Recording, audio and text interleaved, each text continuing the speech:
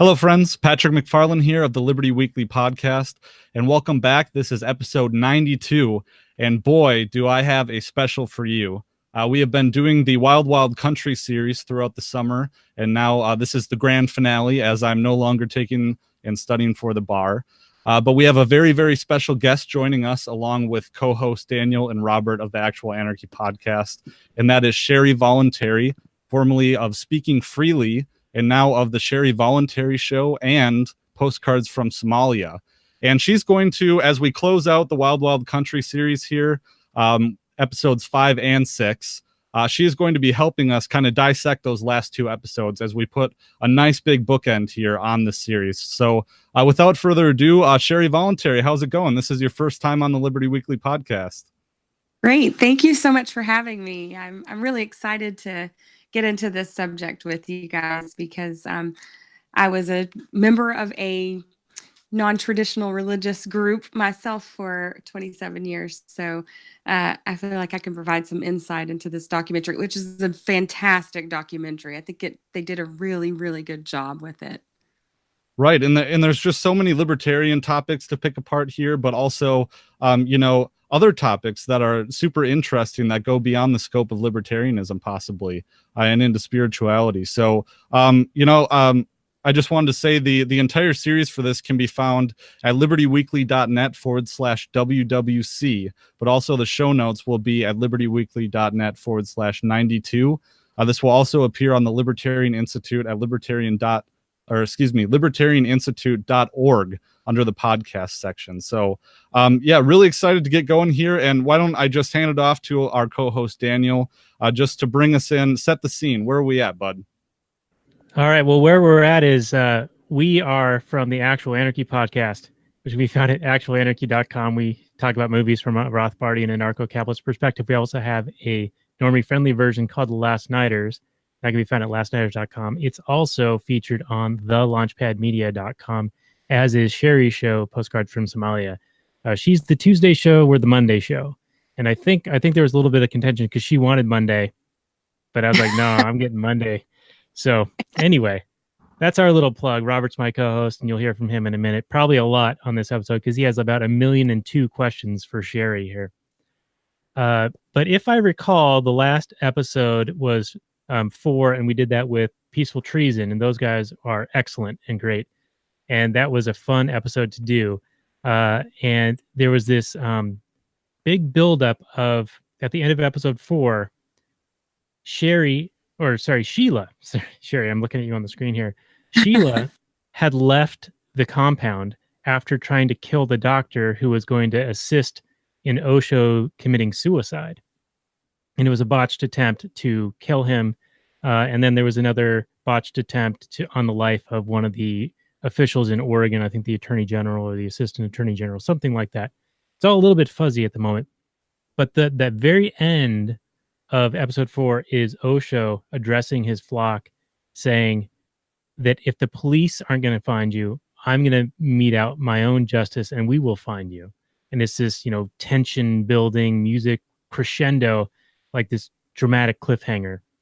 And where episode 5 picks up is Sheila, I'm going to keep mixing them up, sorry, has left and is now in Europe, and she's sort of trying to find her way outside of, into a new world that she's unfamiliar with, because her whole adult life was related to being in the Rajneeshis.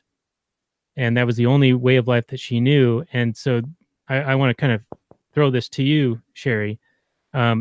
What's it like leaving something that you've been in for so long and then going out into the world that is somewhat new and different? Because Sheila, she left and then she had to go and find people who were still sort of part of the Rajneeshi, but weren't privy to, I guess, information and travel as quickly then, that she had sort of been excommunicated in a way.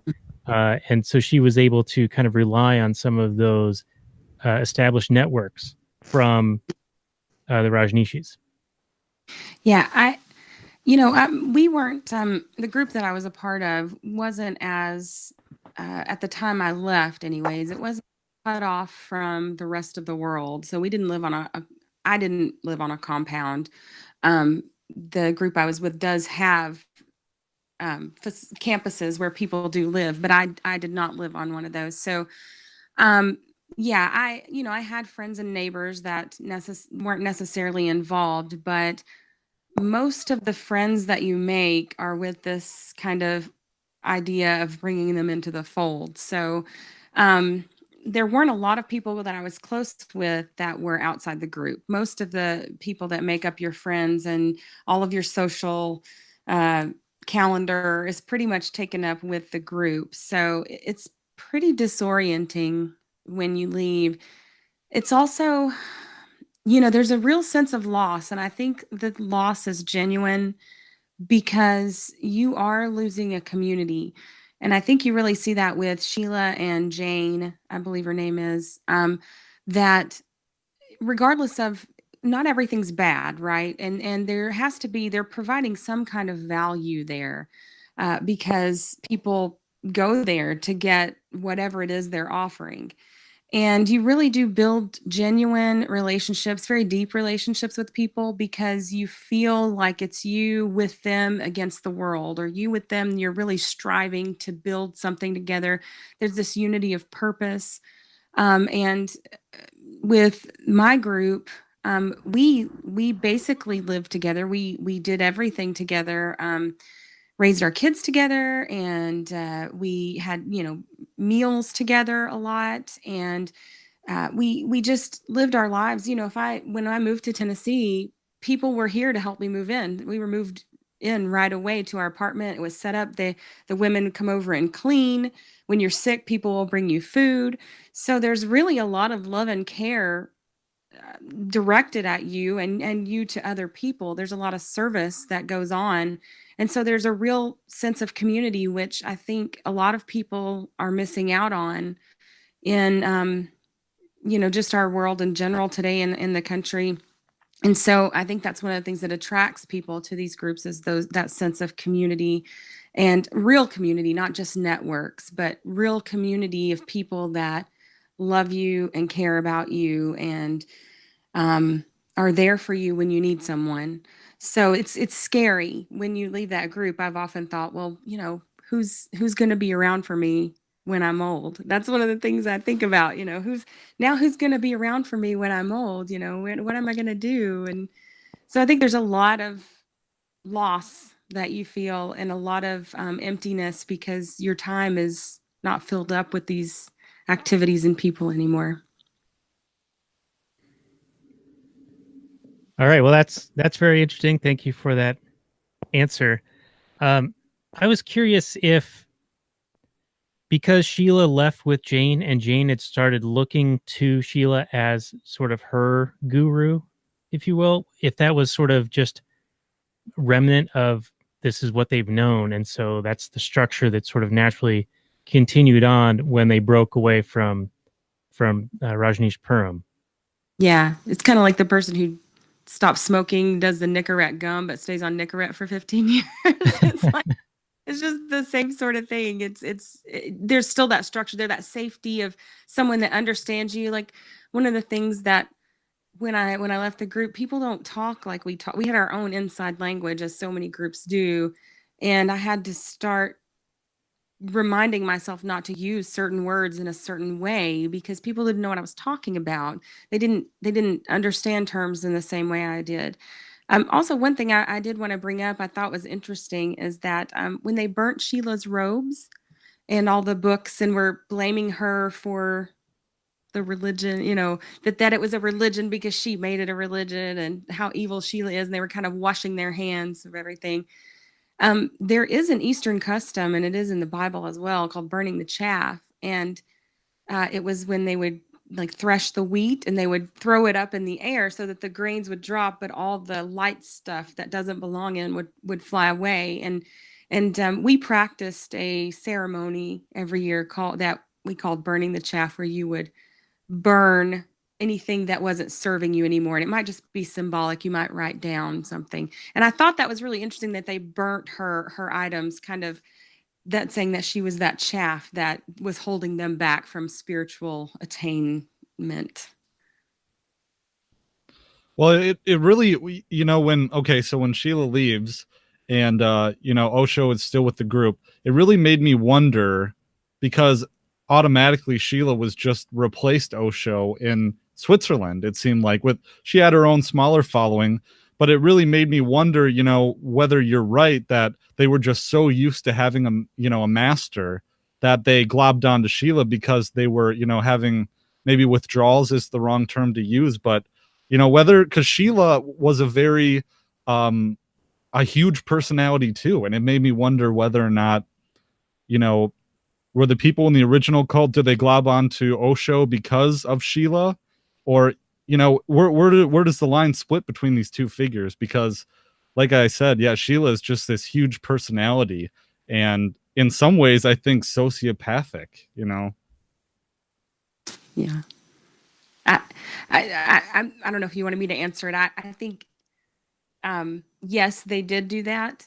And I think we have to remember that, especially in the East, in India and in those religions, these seekers, the relationship between guru and disciple is, they consider that closer than man and wife, closer than mother and child.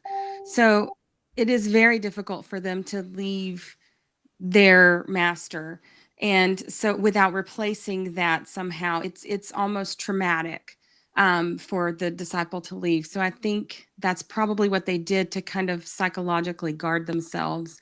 And I mean, Sheila is, I admire her tenacity and her strength of will. Like she's an interesting woman, so I can see why they, you don't know, you're unstable in the world, and so you kind of stay anchored with this really strong personality.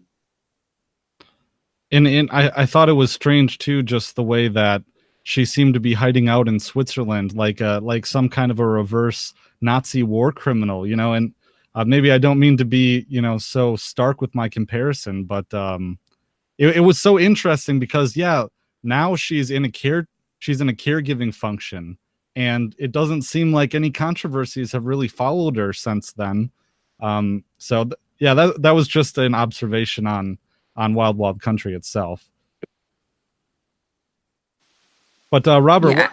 oh, sorry, go ahead, Sheila. Or No, oh my gosh, It's contagious.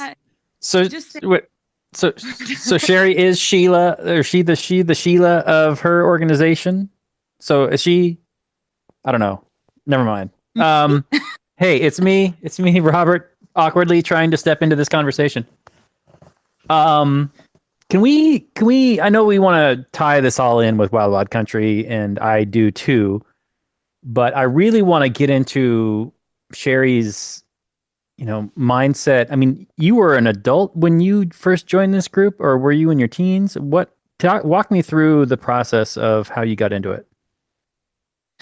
Okay. Well, I was 13 when you can't join this group. They don't have a membership. Okay. The only members are like the board of directors. So there is no membership technically, but I became a member when I was 13. My first date, actually, who became my first boyfriend, his parents, they did in-home, they call them fellowships. And there's small groups like the first century Christian church used to do. They meet in homes. There are no church buildings. And it's very communal as far as, you really live with these people, and it's very family oriented, very, very warm and inviting at the time I joined. I guess to give you a little history, it started in the 30s and 40s. There was a man who was in the traditional church and wasn't happy with certain things, so did research and brought it back to the church, and they didn't like what he was teaching. And so he went out to Haight-Ashbury, which I'm sure you guys are familiar with, where the hippies were hanging out, and about 300 hippies followed him back home to his farm in Ohio. And that was the beginning of the group that I was a part of. So when I joined in 1990, that man had died in the late 80s, and there had been a big break in the group over power, over who was going to take over next. And so I joined right after that. So it was still had some of this hippie type ideals with it. Yeah, there weren't so many restrictions on sexuality. I smoked my first joint there, like, but it was very Christian. It was very. I thought how they talked about it in Wild Wild Country was really interesting, because when Osho, after Sheila leads the group and he says, I'm not religious, I'm not for any religion, I don't, that was my group. They always said religion was the bad thing, because that's the Phariseeism, the letter of the law type stuff. And so we're believers in the word of God, right? So it's parsing words, but it matters when you get into the dynamics of the group and how they view themselves. So we saw ourselves as sort of these radical Christians that were different. And for me, coming from my background, I came from a very impoverished background, a very abusive background. And so I was really, it makes you feel special when you're in a group like that. And for a person who is already vulnerable and who already needs a lot of love and attention, it's very, very appealing. And I was brought up as a Christian, not in one church. My mother let us go anywhere we wanted. So we went with our friends to a lot of different ones. But this was the first one where they're like, made me feel really special. Like, you're one of the ones who gets it.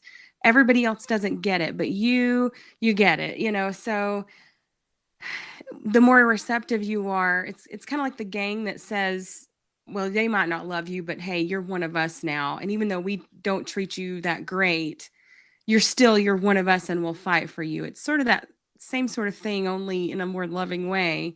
But that's, I guess, in the roundabout way, that's how I got involved. And what sort of kept me going back was that sense of specialness, and it's us against the world, and, really feeling like I had answers that other people didn't have access to. So, Sherry, you're basically describing how we thin libertarians feel in regards to Ancapistan. And so I kind of have this overall question, like Rajneeshpuram was almost, in my mind, like a proto Ancapistan. And the government, of course, took offense to that and were willing to bring force and violence to the bear to prevent that from happening. And, I do feel like we have a vision of what is true and what is correct. And it sounds pretty pretentious to say that, but I mean, the non-aggression principle, it's not 100% like going to answer every question, but the whole concept of not initiating force against somebody who's a peaceful person seems to be a pretty universal ideal that can be practiced by everyone at the same time without impacting the rights of another. So it is a I don't know, compatible kind of ideal that everyone could practice simultaneously. And so I just wanted to sort of steer this to, do you guys see the Rajneeshis as sort of like a model?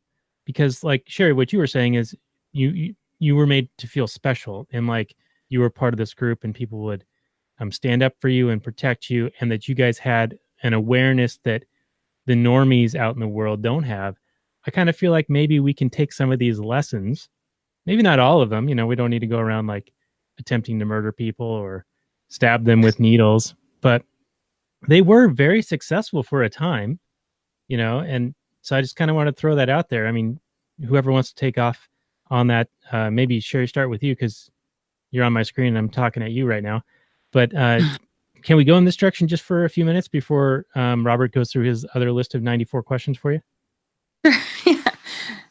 I do. I mean, as far as that, they had a new vision of how society could be, maybe, yes. Of course, there are a lot of things about Rajneeshpuram that we wouldn't think are the best way to go, but they were living on their, trying to develop their own little society and trying to leave everyone alone. I feel like they weren't all the way right, but they were really pushed into the positions. I mean, they went too far, but they were radicalized by that force. When people initiate force against a group, that's when they really start to close off and become isolated and radicalized. And so I feel like that's what happened. And you actually cut off people's access to the outside world. And it seems to have happened in that group, maybe not to the same ends that it happens in a lot of group and happened in my group, but they did seem to get more isolated, more insulated, and more radicalized, and more under the control of the power structure, people, the higher ups in the group. But I mean, the government was just ridiculous in that situation, and that's, I think it's a good example of what could possibly happen if a bunch of anarcho-capitalists bought some land, because I've heard people talk about it and started their own little deal. It's the same thing. The government's not going to just let you do what you want. It challenges the. Oh, sorry, Sherry. I didn't mean to cut you off there, but well, in should we be surprised? Jeff Deist had that very polarizing speech. I don't know if that was last summer or the summer before, but just talking about how normal people don't care about abstractions. Normal people care about the people they love. They care about their homes, their families, their friends and their connections. Should we be surprised in the same way that we shouldn't be surprised, when the United States meddles in areas that they don't belong across the world, that the populace tends to hate them? Should we be surprised that the Rajneeshis became radicalized when their community was threatened by external forces?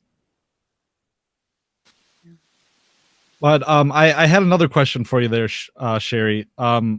So in some ways, you're coming to this community, you're seeking fellowship, and you get fellowship, and you get these strong bonds and this community connection. At any point, and maybe this should be addressed further down in the episode, but I'm going to throw it to you now. But at any point, did it become isolating from the outside? Because as libertarians, one reason why I even started this show was because I discovered Rothbard, and I was so charged by these ideas, and I wanted to share them with everyone. But at the same time that I had found community, I also felt very alone from the outside. So what do you think about that? Yeah, it definitely became isolating. I remember thinking at one point, like, wow, I don't know anybody who's not involved in this group. Like, no, I have no friends outside of this group. There are people I work with, they're my acquaintances, but they're not a part of my life. So yeah, there's definitely an isolation, and a lot of that isolation comes from when the group is attacked and the leadership already has a lot of power in your life. They sort of circle the wagons because they feel attacked, and they are being attacked. I mean, our group was under surveillance by the government at points, from what I understand. And there were a lot of articles. At one point, it was the fastest growing non-traditional religious, Christian group in the country in the 80s. And so there were quite a few people involved, and then this split happened, and there were a lot of offshoots. And then that's when there was really a lot more attack, because you had people who had left the group angry and were disenfranchised from it, or had been sent out, excommunicated, so to speak. And so that makes the group smaller, but it also makes the group more powerful in the lives of the people who are left there. Because for one, you feel like, and we called ourselves this, and I think libertarians will be familiar with the remnant. We call ourselves the remnant. We're the real believers who are standing with the ship. We're going to go down with the ship, and that's something that it sort of gets cemented into you, that you're one of the faithful, and you're going to stick it out. And so you'll put up with things that you wouldn't if you weren't so isolated, because many of us had been encouraged as well to not have a relationship with our families if our families were too negative about our spiritual choices. So you do become very isolated from your friends and family that you had before, and they don't speak your language anymore, really, and they often don't know what you're talking about, and they're concerned for you, and so yeah, you can get isolated pretty quickly. It sounds like when I became an anarchist. Like all my former friends, I mean, they're so like they're in the matrix still, so they can't see the violence for what it is, and so it does become sort of isolating in a way. And Robert and I have talked about this many times, but it ruins a lot of things for you. Things you used to enjoy are no longer fun or interesting because you realize that it's just bread and circuses, or it's propaganda, or it's fucking bullshit. Sorry, Liberty Weekly listeners that I'm swearing. But then, through some of the efforts that I've made online, like there's a way to have community now. We're in the Tom Woods group together, and I've made a lot of friends in there. Patrick and I and Robert and a few others are part of the Libertarian Union, which is a collection of like-minded podcasters, and we support each other. We're on each other's shows like now. And that can be found at libertarianunion.com. Sherry, you and I and Robert are on the Launchpad Media. So there are, in a way, like digital social communities that are sort of forming around ideas. And I think that's pretty cool, pretty powerful. I hope at some point to be able to be physically more free as well. And I'm not sure where I'm taking this, but I just sort of see some early modeling of what you could sort of achieve with an Ancapistan type scenario, and some lessons we can learn from the Rajneeshis and maybe improve upon. Yeah. Well, and right, but I think it's also important to make inroads to other communities, to the normies, as we would say, reach out an olive branch. And I've been struggling with this personally, just trying to balance my real professional life in the real world and my contacts there, because I'm trying to bring liberty to them, and I'm trying to, teach them about these ideas. And I value those people. And especially when it comes to, talking about police or agents of the state, they're good people. I think they really are good people in their hearts, but they're just doing bad things, And so maybe I wanted to ask you, Sherry, how, since you've come back, how have you been able to interact with the real world? Well, I shouldn't say the real world, but the rest of the world.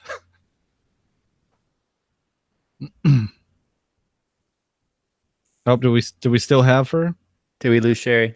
Yeah, she might be frozen, but maybe she can try to reconnect. And let's go to Robert. What do you think about the last couple of things we've been talking about? I'm sure you've got plenty at the top of mind there. Oh, I've got thoughts, boys and girls. So what occurred to me while everyone was making all kinds of varied and interesting points was when Sherry's talking about her experiences in her organization is very much mirrored my growing up as part of having my mother be in the Baha'i faith, where it's not the level to which they have churches.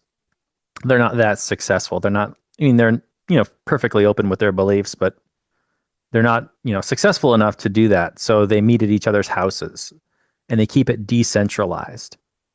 And when you're decentralized, there's no one target for the government or the state to really go after and destroy. And I wonder if the Rajneeshis, one of their further mistakes, was really centralizing there in this one location, which the government could then target and really put the pressure on and squeeze and then destroy ultimately. Whereas, meanwhile, Rajneeshism continues, just spread all over the world, and there's no one necessarily target that anybody can, point at and destroy to totally, ruin the place. So, taking that lesson to Ancapistan, it certainly seems like, I don't know if the Free State Project is going to ever turn into anything, or it's working out or not. But I really don't think that a bunch of libertarians maybe, getting together and building a Rajneeshpuram, might not be the best idea. I don't know, but especially not with any one like figurehead at the at the head of the snake there. I don't know if Sherry's group, it seemed like they had some sort of a tribunal or a council that kind of led the group, and not necessarily a single person. So that's good. I don't know. What any? Do we have her back yet? No, not yet. But I've got a couple of things to go off based on what you've said already. I think you're right that the decentralization is pretty key in not being able to shut something down, not being able to focus their efforts in a certain area to stymie people trying to achieve freedom.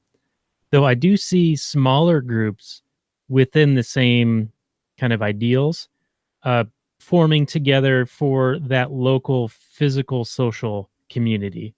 So maybe not like everyone moves to Rajneeshpuram and Kapistan, but maybe there's little pockets, like how the expats work in, going to like Costa Rica or Mexico or other countries. Like they tend to coalesce in certain areas and interact with each other on a social level. I can sort of see that sort of thing working, and then also combine that with the social community that's happened online, right? Right. But do you ever see like a group of ANCAPs like forming a city, and like incorporating and like filing paperwork with the state, and we are the city of Ancapistan and blah, blah, blah? It just sounds like you're creating a target. Well, yeah. I mean, there's the seasteading thing. There's the Liberland or whatever it was in like the former Yugoslavia or wherever area in Eastern Europe. Right. There's Liechtenstein. There's Doug Casey's talked about trying to convince an African dictator to adopt free market principles and become sort of like a Hong Kong type area to attract, entrepreneurs with free market ideals and free trade. Wouldn't that be amazing if some, sub-Saharan country in Africa just adopted full free market principles and become this wealthy country beyond all, like a Hong Kong? And then what would the argument be against that? It would just be amazing. It would be incredible. And how could they, I mean, I don't even know what the leftist argument against Hong Kong is, but I'm sure they got something. Yeah. Well, I mean, it's too capitalist, so that's a big problem for them. And I think Sherry's still trying to connect here, but let's maybe shift this over a little bit to the moment in the episode where Osho decides to leave, and at the time, it looks like a very foolish mistake. Like even the government people, when they're being interviewed, are like, I can't believe he did this. It's like a really dumb thing to go ahead and do, to try to escape via aircraft to make it to, I think, the Bahamas or somewhere that didn't have extradition. I think that was the plan. But he had to fly all the way from Oregon across the entire country and make 2 or 3 fuel stops along the way because their aircraft could only go, 1,100 miles or something like that with the range. And as soon as they knew that he was leaving, they were immediately tracking his progress and trying to triangulate where he was going to land and then arrest him. And they eventually do, I think, in North Carolina. But the other side of it is, had he not left, the government was ready to bring the full force of like the Army Reserve and the sheriffs and, like full body armor people descending upon Rajneeshpuram with a violent assault. So in a at the end of the day, he ended up doing the right thing because there would have been bloodshed had he not done that. Absolutely, he did. And I tend to think that he knew what was going to happen. Although, if I recall correctly, he was never actually charged with anything until he left. Like they were preparing the indictment, and the lawyers were kept asking them, "Hey, do you have an indictment? Are you going to be serving this anytime soon? I mean, we want to negotiate with you." And the attorney general was basically stonewalling them. So, in preparing these, this military assault. So, I mean, I want to ask you this question. I saw that Osho, or the lawyer guy, he thought it was a bad idea that Osho had left. And you seem to think that maybe initially it seemed that it was a bad idea, Osho leaving, because he's somehow admitting guilt by trying to flee. Is that what you're saying? Like guilty people run and that sort of thing, and innocent people stay where they are? Because if I'm him, I mean, first of all, yes, I'm doing a great thing by, preventing this violent assault that's about to happen, or not giving the government an excuse to violently assault us. But also, maybe I'm just fed up and I've had enough. And clearly I'm not wanted here, and I'm going to go somewhere else. I haven't been indicted with anything. I'm not accused of anything. So I'm just going to leave. And by what right does all of a sudden the United States, now that I'm flying away, they're like, oh no, we got to get him because he's trying to get out of here. And then when they catch him, they're just like, oh, okay, well, now you have to leave. It was the biggest waste of all time. Yeah, it seemed like they were just trying to be punitive with him at that point. And I don't remember the explicit details because I'll admit I haven't watched episode 6 in a while now. But I think he knew that they were going to come after him. And so that's why he left. Now, when I said that it seemed like a foolish move, I was saying that was what everyone seemed to think in the documentary.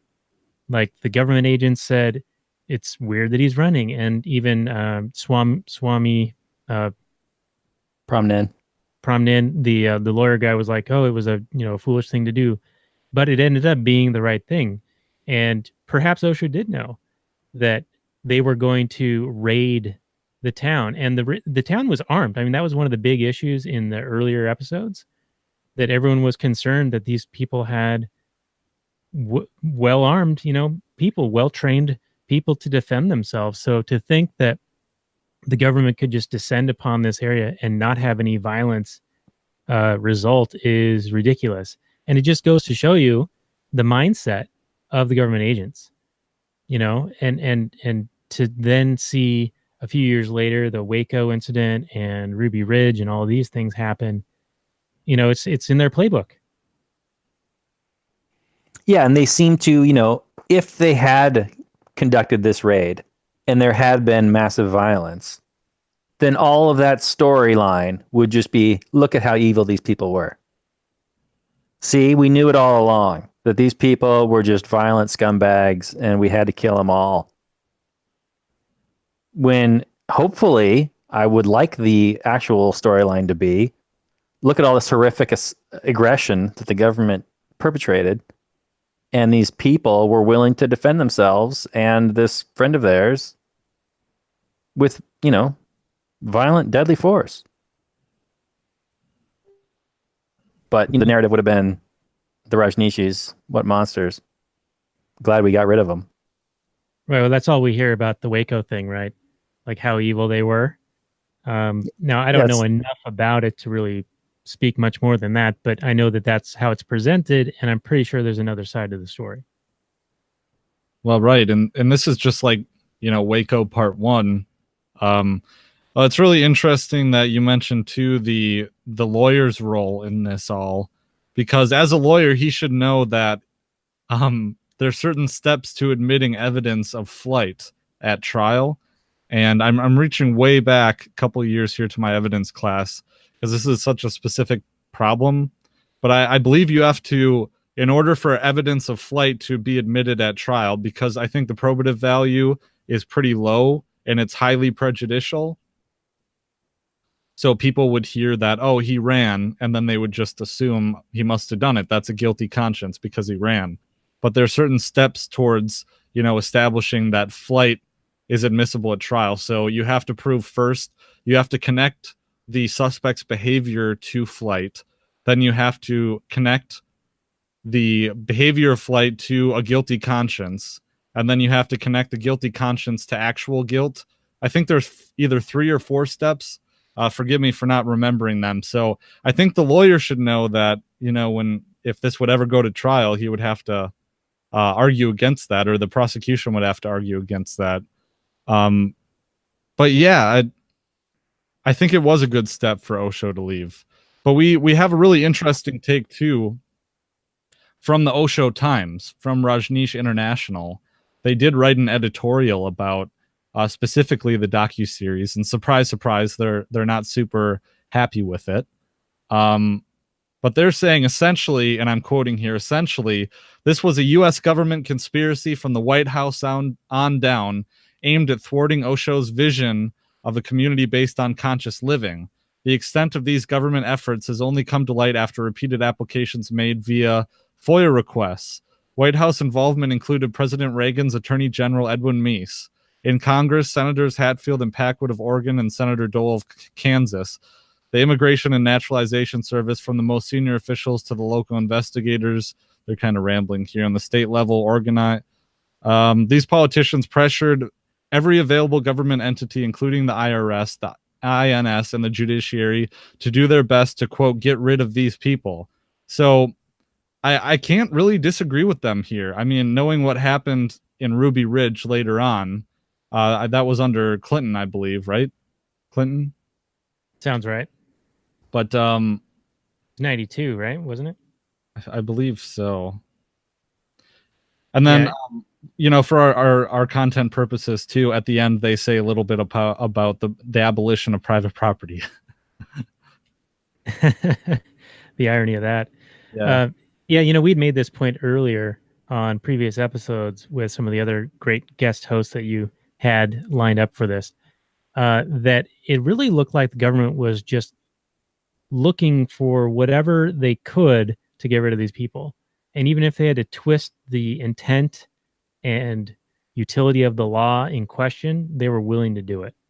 Like the key issue that I remember was when they brought in the homeless people to establish that they could vote, and they were following they had to be in the county for 30 days and go down to the courthouse and register, and they were supposed to be granted this ability to vote, this registration. And the government just said, no, go away. And it was just one example of them impeding them, even using their own, like it really was a fight over wresting control of the government or the laws that were in place at the time on either side. And of course, you're going to lose that game when the government is out to get you. And it's not paranoia. I mean, they were literally out to get them. So it's kind of an interesting thing. And I don't know, I didn't mean to derail you here, Patrick. Yeah, no problem. I was just thinking about, back in episode 5, they were saying how, because the whole Rajneeshpuram, the entire village was wiretapped, right? And the attorney general or whoever's the prosecutor that was going off acted so like offended of this wiretapping case. And it was like, dude, the NSA, man, the NSA. But even to scold the Rajneeshis a little bit in terms of their blind kind of faith in this collective power, the type of society that they established trusted power in the hands of a very small few. And to me, it just does not, it's not surprising. It's just another example of how, it's the ring of power, to make a Tolkien analogy, which was the same analogy that we're making. You can't trust the ring of power in anyone's hands. And that kind of faith, the abolition of private property, you have all these people that are voluntarily, mind you, but maybe tricked a little bit. But they seemed, subjectively to enjoy this transfer and to enjoy the benefits of being part of the community. I will say one thing about their abolition of private property. It seemed to be only applicable to their community. And to me, that's fine. You go do communism over there. We're going to do ANCAPism over here. And if you hear about how great things are going over here, don't come expecting that you can just take it. We'll trade with you. I mean, no problem here either. They're totally fine in doing that. But to me, it's just not very surprising that it ended up in Sheila's hands, and everything comes out after the fact that there's all these horrible plots going on, and you give someone the power of the state and they end up acting like a state. Right. Yeah. Funny how that works. Right. Yeah. The power corrupts absolutely, Lord Acton style. Now I think Sherry, she's going to actually go to her studio, and she's probably another 5-10 minutes out. So why don't we pass this off to Robert? You can get some of your stuff out before Sherry's back on, and then we'll dive into more questions with her. Well, all my stuff is basically for Sherry. I mean, I'm really curious what her opinions on the show are, what her opinion of Sheila versus the Bhagwan, if she, these sorts of questions in terms of her experience with her organization, if okay, well, whether or not she thought that they were an actual religion, because that seemed to be one of the sticking points with some other people I've discussed this with, is whether or not the Rajneeshis are a religion, and if it's harmful, or because the Bhagwan, he just said, I'm a fellow traveler, I'm your dancing partner, and we're just going through this journey called life together, and I'm going to try and help you, and you can try and help me, and we'll just kind of do stuff together. And, I'm not going to actually prescribe. I'm not going to tell you to do anything. And to me, that really doesn't smack of religion. Religions to me are prescriptive. You will not do this. You will do this. You will worship on the Sabbath. You will bow down 5 times a day and pray to Allah. You will, will cover your women from head to toe and this and that and all sorts of, things thou shall and thou shall not do's. And it didn't seem like Osho really had any of that. Yes, they all wore pink and red and orange, like colors of the sunset for some reason. But it didn't, and maybe, if you came wearing not that, you were kind of frowned upon, and it's probably more likely that, those are just what was available for sale at the Rajneeshpuram store. I don't know. But what are your guys' opinions on whether or not this qualifies as some sort of religion? I am curious, honestly. Well, I'll jump on that just for a second, but I think maybe we should wait until Sherry's back for the bulk of this portion of the discussion. But I will say that they used the legal defense of him being a religious leader to establish him being able to be present in the United States. So they sort of use that. They want both flavors of that, right? They want the cake and eat it too. They want to be a religion, but not be a religion. So it's a little bit contradictory. Granted, they're doing it to appease the state, to allow them to even be there to begin with. So they're sort of playing the game. But that's sort of my take on that initially. But before Sherry gets back, maybe we can get into the treatment of Bhagwan after he was arrested in North Carolina and how he was dragged across the country with our legal mind here, Patrick. But if you want to, Patrick, address Robert's question first a little bit, and then we get into the Osho treatment on the way back, and then Sherry will come back. Well, I think whether they do or, whether it is a religion or not a religion, I don't think it matters, because we still have freedom of association, and that's still under the First Amendment, or at least we're supposed to have freedom of association. So, I'm not sure, what really qualifies as a religion. Is a religion a way of life? Is a religion having a shared spirituality? We would say that the state is a religion. It's a belief in the all-powerful, that there's a group of people that have no liability and have the ability to initiate violence and force against everyone else. It's what defines religion? Is it faith? Is it a belief in a certain thing? Honestly, these are questions that I don't think about too often anymore. Is it tax exempt status? Tax exempt status. Yeah, right. Exactly. If you want it to be, if you would argue that it's tax exempt status. But when it comes to cruel and unusual punishment, this is not an area of the law that I've really spent a lot of time studying. Certainly not in preparation for this episode. But a big case that I'm just looking at now is Trop v. Dulles. It was an interesting case. It seems like let's see, I'm quoting here, and I'll put a link to this in the show notes page, but divestiture of the citizenship of a natural-born citizen was held in Trop v. Dulles, again by a divided court, to be constitutionally forbidden.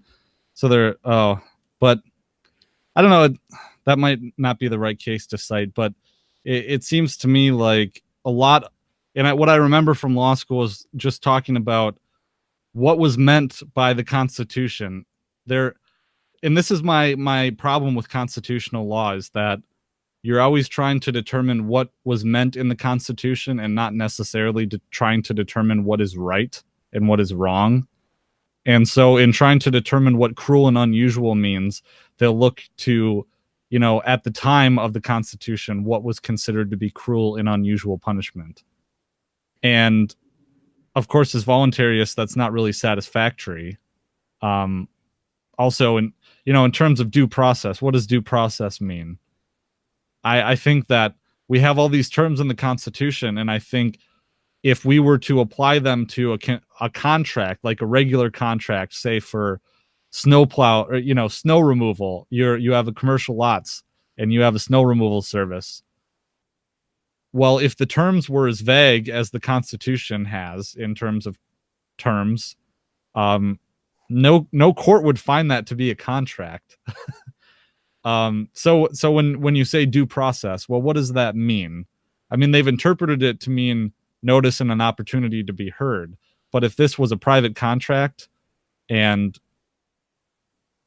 or when it came to cruel and unusual punishment, and if this was a private contract between a private security agency and someone who is being prosecuted, and it was being interpreted by another agency, they would look at that term, cruel and unusual, and say, well, what does that mean? What does cruel and unusual mean? Does that mean that they can chase an ailing sick man across the country while he's on the run until he dies? Can they prevent him from seeking medical treatment? Is that cruel and unusual? I don't know. Do you know? Do you know what cruel and unusual means? Well, let's rewind the tape a little bit and sort of describe the situation. So he had flown across the United States, stopped in a few areas, and got arrested in North Carolina. Now, he had won against the government a pretty significant legal victory. I think it was to establish that he could be there because he was a religious leader, even though he was silent for a period of time. And I think that was what the Swami, what was the guy's name? The lawyer guy? Swami Pramnan. Swami Pramnan was very effective in establishing that, they were able to win that case. And so I think that the government, once they arrested him in North Carolina, and whether he had been officially charged or not, I don't know. I don't recall. But they purposefully drug him across the country as slowly as possible within the confines of the regulations that they had in place. So they kept saying, oh, we could move him so far and put him in a different place so many times. And they purposely did that. So he was in 15 or 18 different prisons over the course of a month. And he's a frail guy. They're effectively torturing him in what would be a 7 or 8 hour flight. They took almost a month to drag him back to beat the fight out of him, because I think that they, having seen him go to court against them with his lawyer and the work they were able to do, they were trying to break his will, break his spirit to fight any further. And to me, not a legal hat, but like a human decency hat, they went out of their way to torture this guy. Yeah. Well, definitely. Yeah. But just to elaborate a little bit more on the Trop v. Dulles case, I believe these are quotes from the case itself, from the source I'm looking at currently. So let's see. Cruel and unusual punishment, quote, has to be a punishment more primitive than torture, or the total destruction of the individual status in an organized society. This is alluding to depriving someone's citizenship rights. So this was a case, it seems, because I haven't looked at this before this, but it seems like a case where they tried to revoke someone's status of citizenship, which is really funny. And they're saying that they're casting him into a state of statelessness, and that is considered cruel and unusual. Where do I sign up? Right, exactly. Yeah, do this to me. So inasmuch as it entailed statelessness or, quote, the total destruction of the individual statuses in organized society, that's a laugh, Quote, the question is whether a penalty subjects the individual to a fate forbidden by the principle of civilized treatment guaranteed by the Eighth Amendment. A punishment must be examined, quote, in light of the basic prohibition against inhumane treatment. And the amendment was intended to preserve, quote, the basic concept of the dignity of man. So you'd really have, and you would look at more case law here, but you would really have an argument over what are the basic, does this chasing him all over the country, transferring him to like 15 different jails, does that shock the conscience? Does that offend the basic dignity of man? Yeah, they're caging the guy under threat of death and dragging him across the country to break his will to fight them anymore. And this was a guy who, I don't know if Robert, he must have been charged at this point, right? He must have been. But he wasn't convicted of anything. So he's still presumed innocent, yes? Like, this is not a punishment as a result of being convicted and being found guilty. This is a punishment of vindictiveness. And this is a punishment of, before you're found guilty, and we want to make sure that you won't fight us any further, that you stop resisting, right? Right. Well, I want to just jumping off on exactly that point. I believe it was Michael Malice I heard recently make this point. Whenever you commit a crime, and I would say Osho is definitely guilty of this crime, you're not actually, it's a crime against the state, where there's actually no victim, it's just the state is upset with you. You're actually just committing the crime of heresy. And it's the crime of fighting back and resisting the state and actually defending yourself against the state. And that's like the ultimate crime that the state just can't deal with, can't wrap their mind around. You have to destroy that person, that thought, that idea. Because if that idea spreads, oh my God, we could just, not pay taxes. We could actually defend ourselves against the system. We could actually live free. No, you have to smash that idea out, destroy that person, because, they have to make an example of you. This is what happens to people who fight back and resist against their God. So that's exactly what Osho was guilty of, pretty much nothing else. Well, yeah, and it's interesting you say, too, it's the crime of heresy. Well, the crime of heresy, yeah, just like treason is one of like the most serious offenses that you can commit in this country. And just like heresy in the Middle Ages, what do they do to heretics? You're drawn and quartered. You get the most serious treatment that we give any prisoners, any offenders. Yeah, there used to be a medieval method of killing a person, which involved using red hot tongs to tear out a person's flesh piece by piece as they were still alive. And if you passed out, they would wait until you woke up again before they started it again. And you had to have your flesh ripped apart for an hour while you were conscious before they would allow you to die. Just a fun little fact. But I don't know if that's cruel and unusual punishment, but that's what they used to do to people. Yeah, I think that would be cruel and unusual, even under the Constitution. but right, we're just dealing with these really vague terms, and I remember just being kind of surprised in my, in law school, sitting there, hearing about all the things that were deemed constitutional, just because they're trying to go back to the ratification and see what was cruel and unusual at the time, or what would shock the conscience. It has to be really bad to be unconstitutional against the Eighth Amendment. I think that's later interpretation, though. I think the original intent was that you as a person had natural rights that couldn't be violated, especially violently, ahead of time, or, like without being convicted and found guilty of the crime.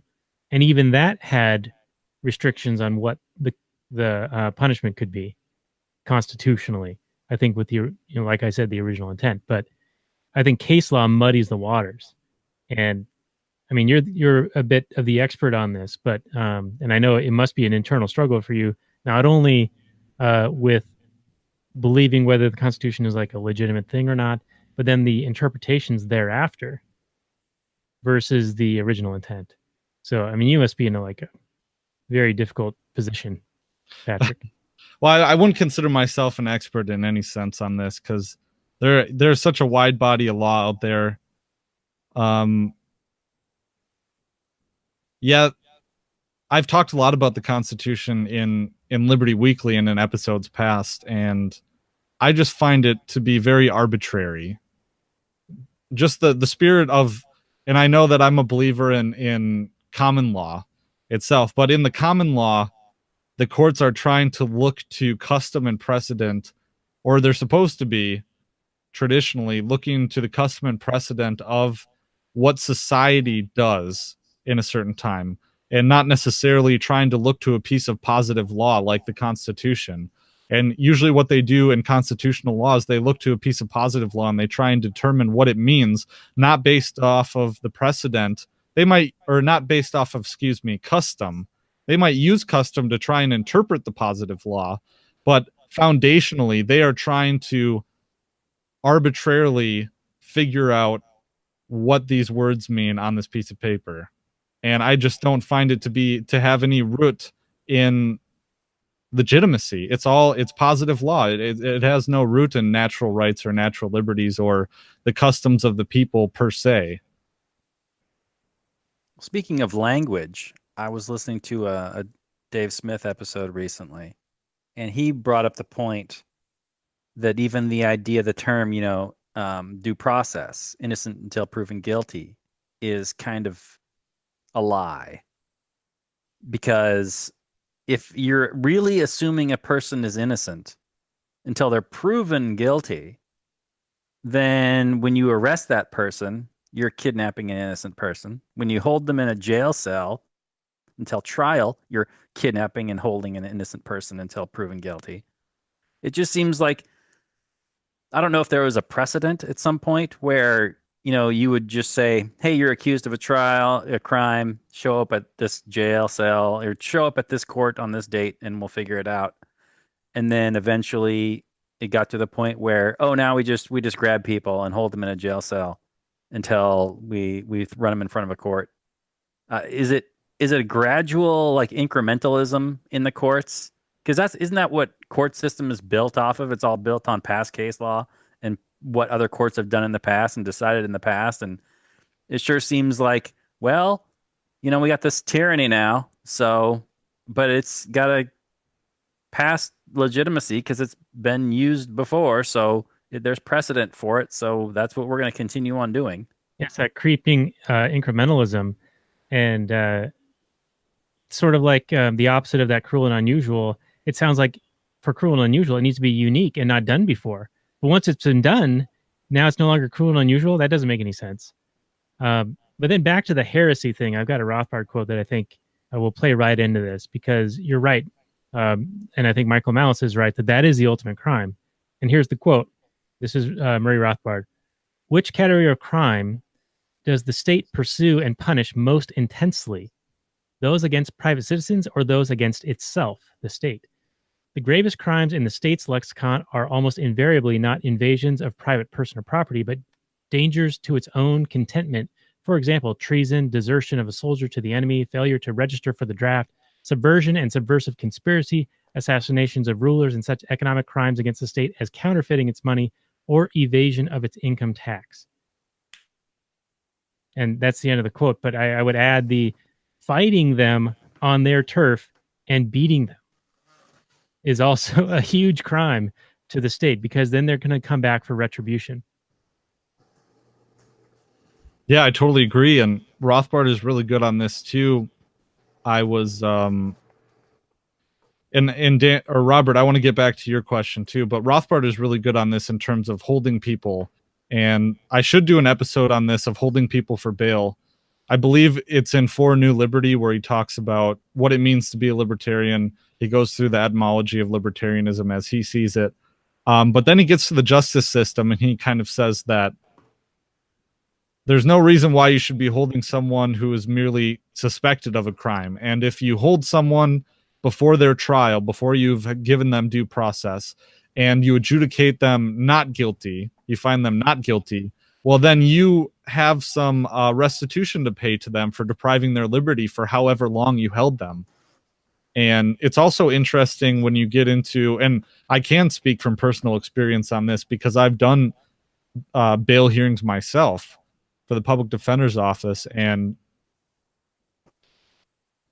they do keep this in mind. In Wisconsin specifically, you're not supposed to hold someone until trial unless they're a danger to the public, or you highly doubt that they will show up for their court date.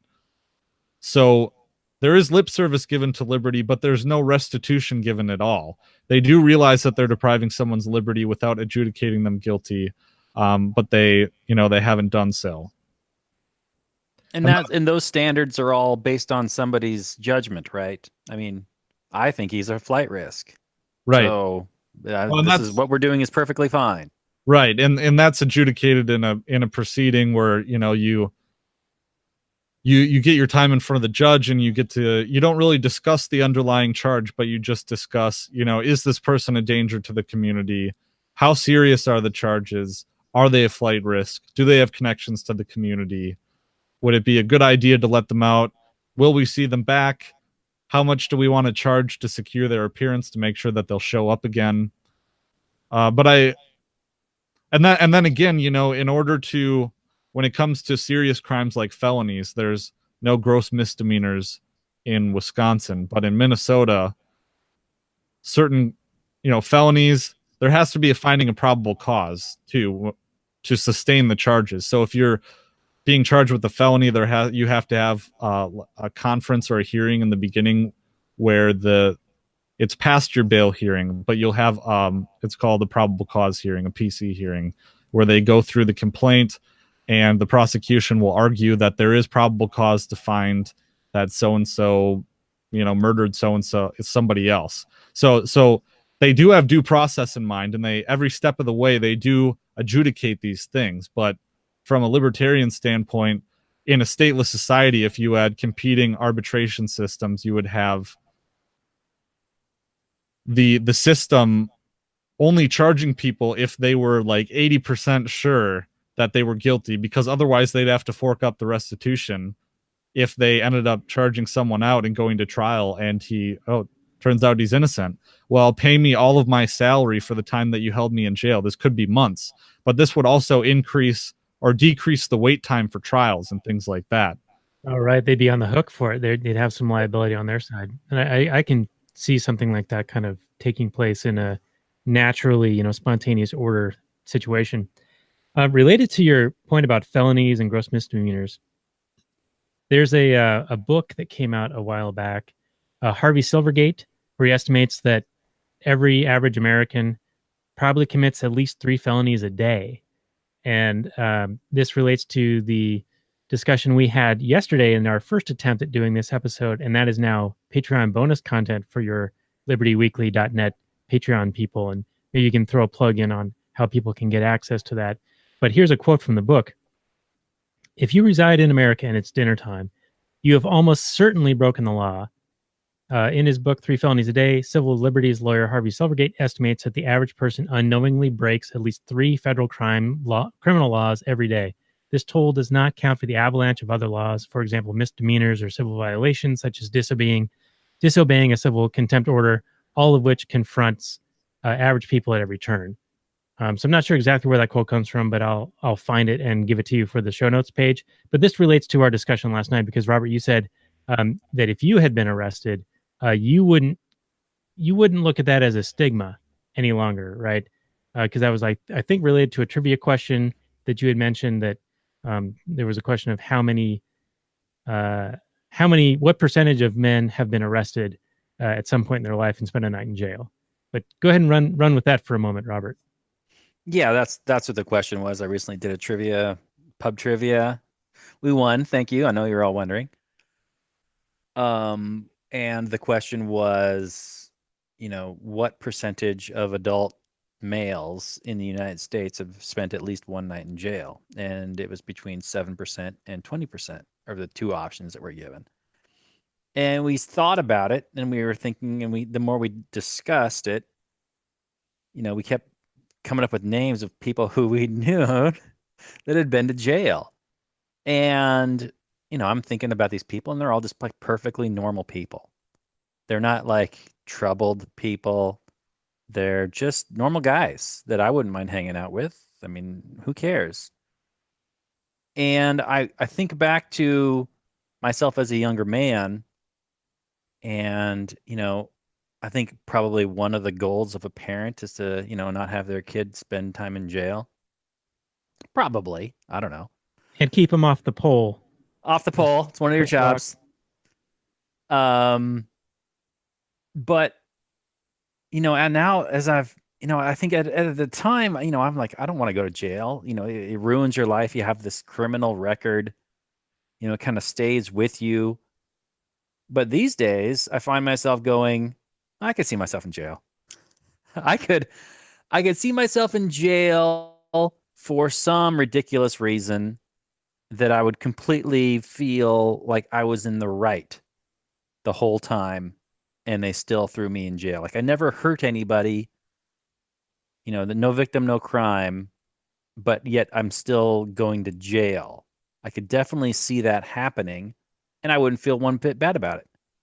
So for what happened, like when the Bhagwan was arrested, did he feel guilty? Did he feel like, he had done something wrong and he needed to atone for it? Are you kidding? He felt like he was being attacked and persecuted. And then he's just a perfectly normal person. He didn't deserve to be there. This is completely unjust. And these government thugs are completely ridiculous. So, I mean, if part of the justice system is to instill a sense of remorse and regret or something like that, like you regret having done X horrific crime or whatever, if you had actually harmed somebody, I would hope you would feel some sort of remorse and regret for it. But in the sense that the Bhagwan aggressed against anybody, that he committed a crime against anybody, are you kidding? How could anybody look at this case and go, man, I'm sure glad they got him, that evil so-and-so. Man, he needs to atone for his horrific crimes against humanity. Yeah, all the actual crimes were committed by the government, which is Yeah. kind of ironic. And then here's the other thing that really stood out to me is when they brought him back to trial, I think the assistant district attorney was talking to the media. They're like, well, why did you guys catch him just to let him go? And they said, well, we had to show him, like who's boss. We had to bring him to justice. It was a gangster move. Yeah, which all they did was drop the charges and let him go. Or as long as he left the country, right? I mean, wasn't that like the resolution of this thing? Yeah, it's like, we'll drop charges if you just leave, which is what he was trying to do anyway. But it was just them, just being gangsters, showing their gangster, thug mentality and their thug abilities. Bullshit posturing. Yeah. We're the bosses. You need to know this. Don't ever commit this heresy again and get out of here. So, I mean, there's your lesson. So, Pat, you still want to be a lawyer? I asked that. You don't know how many times I've asked myself that same question. But just because the process of becoming a lawyer sucks. But there was another thing I wanted to touch on too, and I've done some work on this as well, just recently in the past few episodes about this idea. I talked about it with James Corbett. This idea of positive law being behind pre-crime and being the progressive era being intertwined with positive law, and the idea of pre-crime and setting up sting operations, which is a progressive type thing from the progressive era. But also another thing that I touched on just briefly and alluded to, and I think I misspoke when I said the death penalty was a part of this positive law aspect. But one thing that most certainly is pretrial detention. And that comes directly from my source, was this idea of imprisoning people before you've adjudicated them guilty. And Bruce L. Benson talks about this a bunch in The Enterprise of Law when he runs through the entire history of, from the Anglo-Saxons, then the Norman invasion happening, because the Anglo-Saxon system was a bit more libertarianish. You could pledge yourself to these roving warlords. But it was, you could kind of choose, if you were in the class of free men, you could kind of choose where you were going to go. And it was based on kind of a common law system. But then the Norman kings come in, and the Norman kings start to get a bit more power. And I'm just painting broad brushstrokes here, but what they tended to do gradually, as Daniel was alluding to, is they gradually took these crimes that used to be private offenses against individuals and subsumed them and created them and turned them into being crimes against the king, or crimes against the authority figure who had dominion over that geographic area. So it's interesting that we do see those things developing over time. I would definitely recommend that book, Bruce L. Benson's The Enterprise of Law. It's a gem for these kind of things. Yeah, that's great. And I just want to throw a plug out here. I've been putting together, reconstructing the readrothbard.com website. The platform it was on was no longer being supported, so I've been moving it over to WordPress. And I just happened to come across that snippet, that quote that I had mentioned earlier about which crimes are more aggressively pursued by the state in the process of putting that together. And so right now, just to continue my plug for a moment, the readrothbard.com site now has a little mini book review to all of his books, except for The Progressive Era. I'm still working on that one. And about 30 of his lectures, and I have another 70 lectures to put up there. And then eventually I'm going to get to putting individual articles up. So it's going to be fully built out. It's going to be your one-stop shop for all things Rothbard. It's super awesome, and it looks great. It's a huge improvement, very similar along the lines of what was done to the libertarianunion.com recently to make that a little bit more spiffier. Oh, wait, she's back. I'm finally here. Can you guys hear me? Yes. Yep. Okay. I'm so sorry. But now I'm out in Oak Ridge, the belly of the beast. So. Oh, you got power for days there. Yeah. What doesn't go to the government? Yeah. I really appreciate you guys being so understanding. My internet hasn't gone out for, I don't know, what? Years? Oh, wait, canceled. There's something going on here. Yeah, it hasn't gone out for a long time. And then all of a sudden, twice in 2 nights. It's crazy. They know, Sherry. They know. Yes, they do. The drones are on their way. Well, it's beyond your control, so I don't feel bad about it at all. But let me grab a LaCroix. I'll be right back. Okay. All right. Well, Robert, while you were gone, had an interesting angle. So why don't we just get started on that? Robert, go ahead and take it away. Watching the documentary, first of all, did you guys consider yourselves a religion? And watching the documentary, did you consider the Rajneeshis a religion? Well, like I said before, they sort of were anti-religion, but really it's the word religion because they saw religion as the man-made things, the trappings of the church, so to speak, rather than the actual spirituality. But it is a religion. I would consider the Rajneesh religion as well because they have a leader, they have rituals, they have a spiritual path, a goal, if you will. So I would consider them a religion. I don't know if they would consider themselves that. They may be more like the Buddhists that sort of don't consider themselves a religion, but more of a guidelines for life. So I'm not sure how they would view themselves. And Robert, just to jump in, earlier I said that they were playing the government's game to qualify as a religion.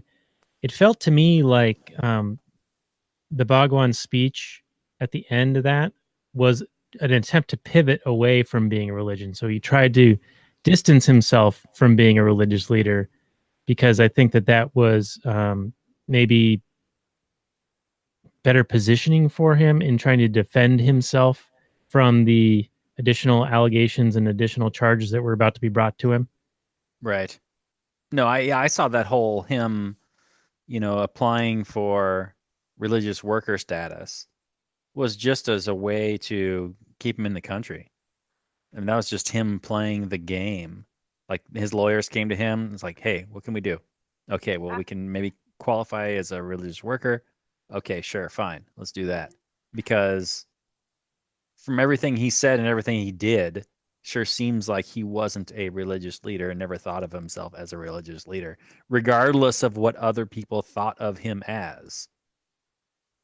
I mean, there's been all kinds of different media and movies and TV shows kind of playing off this idea of somebody says a thing. I think Life of Brian is a good example. Or, Futurama, where Bender is like this floating in space and he's got all these little creatures living on him. Yeah. Where, you say some things and people like you and they want to follow you and listen to more of what you say. And you never declare yourself as any sort of a leader, but you seem to say popular things that people like to hear. I mean, does that make you all of a sudden some sort of religious leader? Yeah.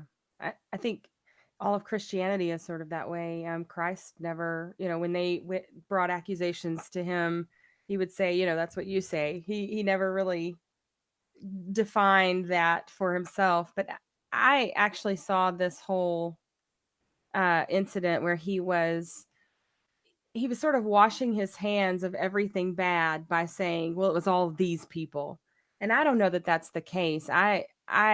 The man was very intelligent, clearly, and I don't think that he distanced himself at first as a religious leader. I think he was more than happy to play that, or for people to at least think that. But when things were bad and the state was after him, then he could say, well, that was all these bad people. But what it also did was it serves to keep people in his sphere of influence. So if he can say, well, this was the bad people that were in our group and now they're gone, all that's been purged. So you can keep hanging out with me because I'm actually still a good guy. I don't know. It sort of seemed to me like that was more what was going on. Yeah. And can we talk about the blunder of when the Bhagwan was saying, hey, it was all these other bad people. Can you come in and investigate this, please, FBI? I mean, are you kidding me? Yeah. How naive do you have to be to be like, we're just going to let these FBI guys in and they're just going to look in the places we want them to look and they're just going to investigate the people we want them to investigate. Are you kidding me? You've been a target of these people for how long? And you think they're not going to also go after you once you let them in the door? Yeah. I think they believe the federal lie. I mean, you still hear it at the end where after he's arrested, where he says, I believe the Constitution of the United States is the best constitution and it's going to, set me free, basically. Where I think they really believed the lie that, we're the government and we're here to help. Like, I think they really thought that these protections, which hadn't protected them, the people in the town didn't actually believe the principles within it. And the state government didn't believe their principles within it. And now the federal government also didn't. So I kind of felt sad at that kind of naivete of and them as outsiders looking in and seeing all the religious freedom and things that we're supposed to have, and then coming to pass that because you're different, you don't get it. Right, but shouldn't they have learned their lesson by that point? I mean, you would think. You would think that they've had firsthand accounts of the untrustworthiness of government. To think that the Oregon government's, the Antilopian government's going to be bad and corrupt. Okay, then the Oregon state government's bad and corrupt.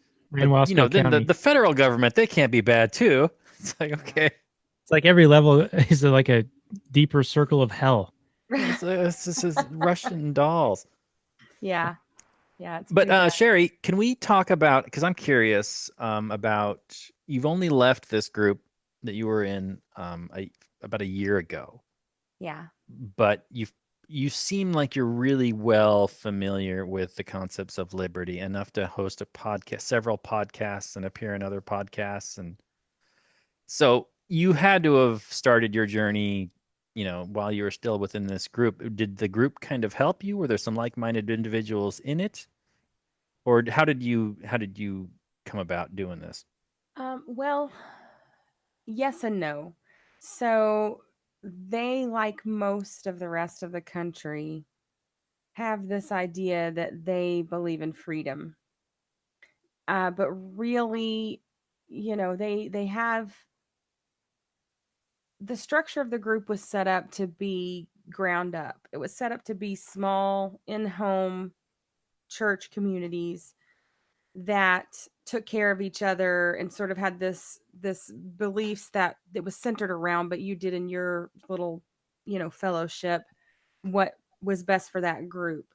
But of course, over time, it became more and more top down, and there was a lot of control. So they did see themselves as outsiders in a way, but also as freedom lovers.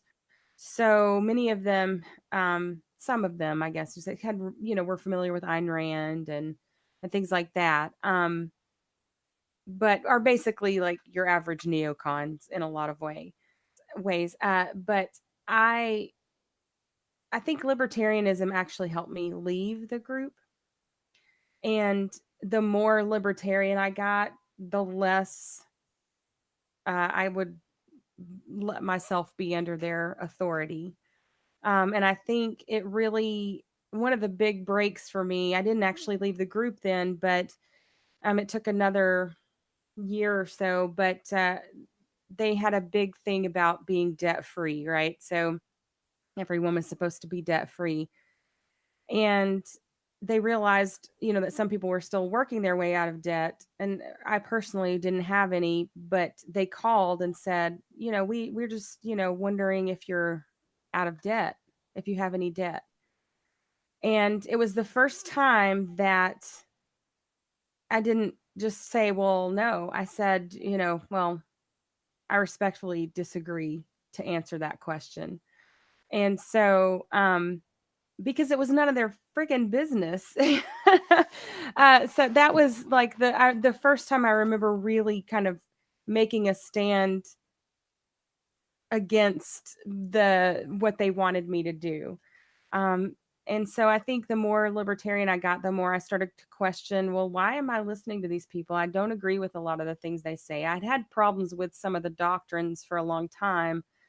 But it's that community. Again, it's the community that really ties you. I think Jonathan Haidt in The Righteous Mind said belief binds and blinds. And there were a lot of good things I learned in that group. But the bad things were really bad. And it's a prison of the mind, I guess you could say. And it takes a while to come out of that. And you're going to lose friends and relationships. And these are people that I did love. I still love many of them. But I just started realizing that no one had the right to my life that I had given them. So I don't know I hope that answers the question. Sure. Yeah. I can echo that sentiment fantastically. So was there so really you're saying that, some people had heard of like Ayn Rand and that sort of thing, but was there any real big, that, them asking and telling you that, they had a right to know if you were in debt or not, and that kind of like triggered something in your mind. Sounds like the IRS. Yeah. Kind of does. And over the years, it had gotten more and more authoritarian, more and more controlling. Because when I first started going, it wasn't quite like that. It was much more like I said, the hippie type ideas were still in it. And then as it became more isolated and insular, it got to a point where if we were going to travel anywhere, we had to let the person who coordinated that state. If I was going from Michigan to Tennessee, I had to let the coordinator of every state I was going to travel through. No, I was going to be there, when I was going to be there, how long I was going to be there, and where they could reach me. And it was all for my protection, right? My spiritual protection. And I also remember when I got pregnant with my son, we had moved from Colorado here back to where I'm from, Tennessee. My father was dying. I was 6 months pregnant, making this cross-country move. And my stepbrother died suddenly at 13, a month or two before my dad died. And I had just had a baby 6 months earlier before my dad died. So there were a lot of transitions in my life. And I was going to a meeting with my fellowship coordinator, and he was, lovingly concerned about how little time I had been spending with the household, which is, the group of believers. And I had said to him, well, for many years, I had damaged the relationships with my family. And I wasn't willing to do that anymore. And my father was dying. And so I'm going to take care of him. And I don't care if you don't like that. So that was another jarring moment for me where I'm going, God, I'm going through all this stuff and you're concerned about how much time I'm spending with the household. So I think they could feel they were losing their grip on me. There were many times where I would not go for a couple months because I was starting to pull away. It took a long time. Now, did you leave all by yourself, or did you have some people go that went with you? Was there like a formal moment where you declared, I'm never coming back here again, or describe that? Yeah. So at the time that I left last year, things had there was a big scandal with the former president several years before that. And so they had kind of switched gears. I wouldn't say it was less controlling. There was the facade of less control, but there was still a lot of control in people's lives. The president was now a woman, and she had a different style of leadership. But there was a group of leadership that had gone to her and said, this was never meant to be a top-down organization. We want to go back to the way it was supposed to be, where people's needs are getting met. Like there were a lot of things going on, and these people had tried for a couple years to see some headway in the change in the leadership positions on things. And when they didn't do that, they decided to leave that group.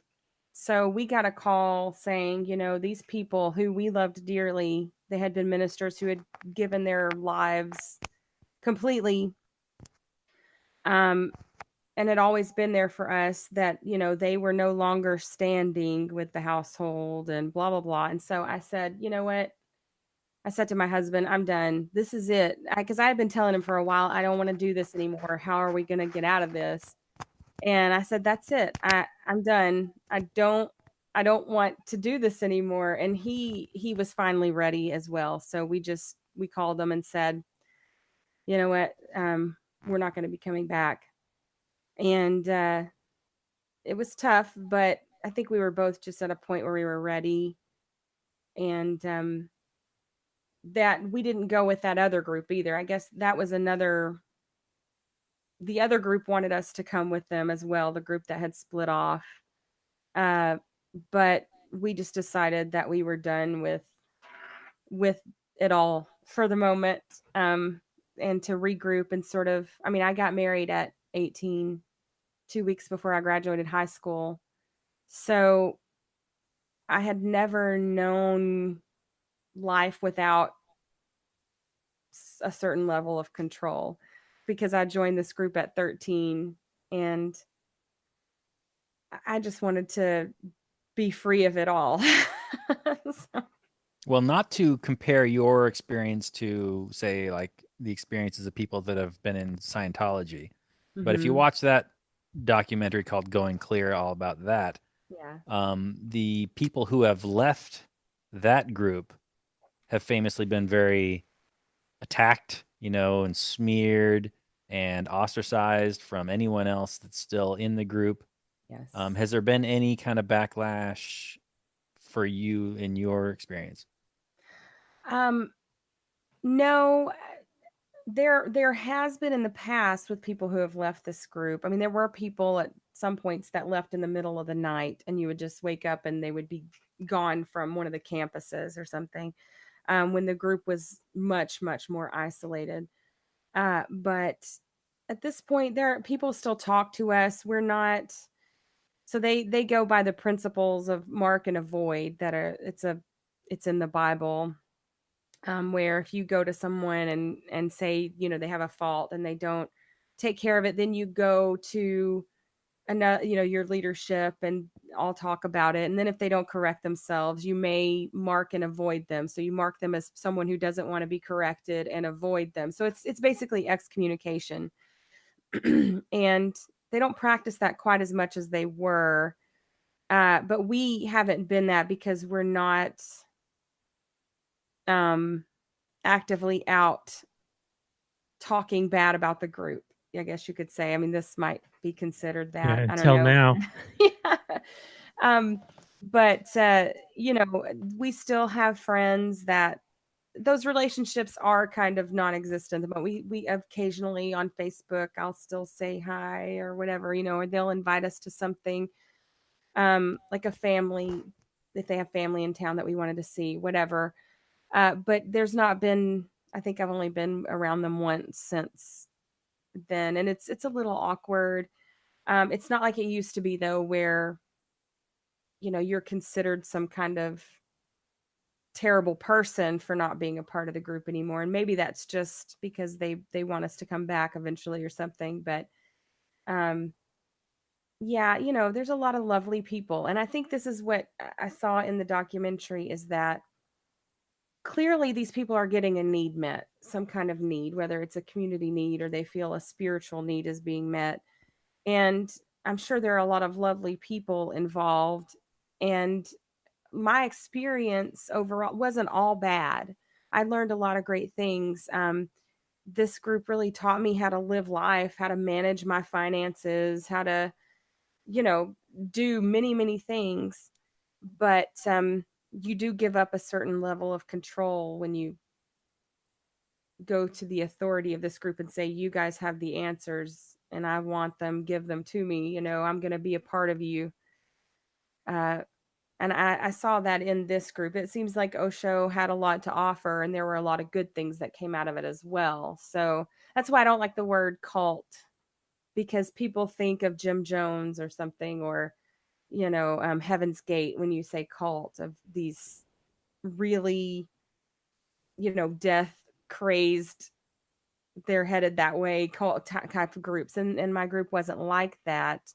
Not everything was good, but not everything was bad either. Yeah, that was a charge levied against the Rajneeshis with the Jim Jones thing. Yeah.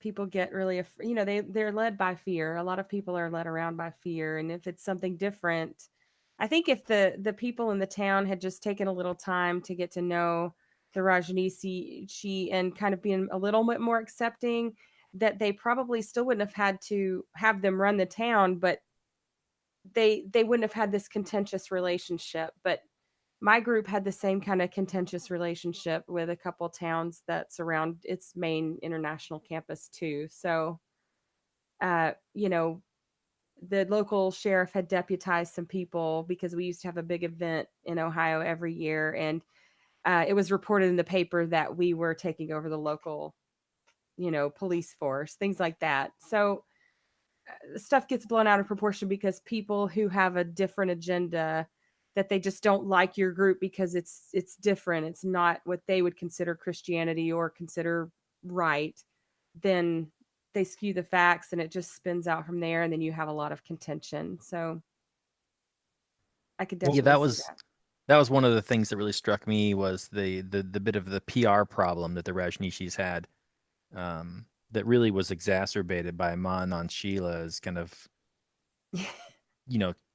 media tour that she went on, kind of challenging people and arguing with people, and instead of really depicting themselves as victims or or be people that were under attack and needed help, as really just like people that were there to fight and really to conquer and take over. And I wonder, I don't know about your situation, but what has been your that group's PR strategy, or is it just to like stay low and under the radar, or to be visible? I mean, you've never really kind of been attacked though, or that group has never really been attacked, sort of. You say you've had some government kind of surveillance and that sort of thing. I mean, Yeah. which is true of us all, I suppose. But Yeah, the group that I was involved with has been attacked many times. I mean, they've had a lot of bad press, and not all of it undeserving. There have been different articles over the years. I've known people who have been kidnapped and deprogrammed, those kinds of things, or tried to be deprogrammed, whatever. So there definitely was that kind of intense scrutiny of the group. Many cult literature will have our group listed in it. So wow. So there, in your experience though, it's really, not like just the idea of there being a PR strategy is really just kind of to lay low, or have you actually, do you know that you've bought positive news stories? Because that's a thing, right. you could do these days. You could like, pay a reporter to write a positive news story. That seems like something the Rajneeshis never even thought to try to do. Yeah, But it sort of depends on who was in control of the organization at the time as to the kind of strategy that they took. I think when it first started, people were really concerned because it was the Jim Jones thing happened during that same time, and so there were a lot of comparisons made because they were a sort of Christian group that had moved on to their own place, and so there was a lot of parallels that were drawn, and people were afraid, and so they weren't really interested in hearing how you were different or whatever. But yeah, the strategies changed over the years. Now it's sort of this, I don't know, milk toast, uh, just really. It seems very weak. It's not. It's not the big push that it has been in the past. But they have a missionary program that's 6 months that I actually went on years ago, and uh, it's they're out there. They're just not. They're trying to seem more mainstream, I guess you could say, only with the same beliefs that they've always had, but they are trying to have an effort to open up and seem more like, well, we're just another group uh, type PR, I guess is the best I can explain it. and as far as they don't have any plans on buying a giant ranch out in the middle of nowhere and building a city. Well, they own a couple of campuses, one in New Knoxville, Ohio, and one in Gunnison, Colorado. So they used to own a university in Emporia, Kansas, but they sold that probably 10 or 15 years ago. So that those claims have been made. I know that there've been articles written that because we were that group the group I was involved in was very pro Second Amendment again, and they had this article once. I think it said that we had a stockpile of weapons in the water tower at the Gunnison, Colorado location. So, which I mean, it was crazy. But anytime a group is different and they carry guns, it scares people. And they mentioned it several times in the documentary that waving an AR-15 in your face or whatever. And I kind of feel like the Rajneeshi, like the group I was involved in, felt like they might need to protect themselves. And so that's why they did it. It wasn't because they were wanting to hurt people, but they did want to protect themselves. Yeah, if I recall, they didn't actually get the firearms until after their hotel got blown up, right? So it was clearly a response. Yeah, I think so. Yeah, I think just that the state minions don't like to see the slaves armed, and it makes them uncomfortable because they like to, feel in charge and in power and in control of every situation they're in. So Yeah. when they come up against people that are actively, know that they're human beings and have self-ownership, and whether or not they're aware of these concepts or not, they were clearly aware of the right to defend themselves. It makes them uncomfortable.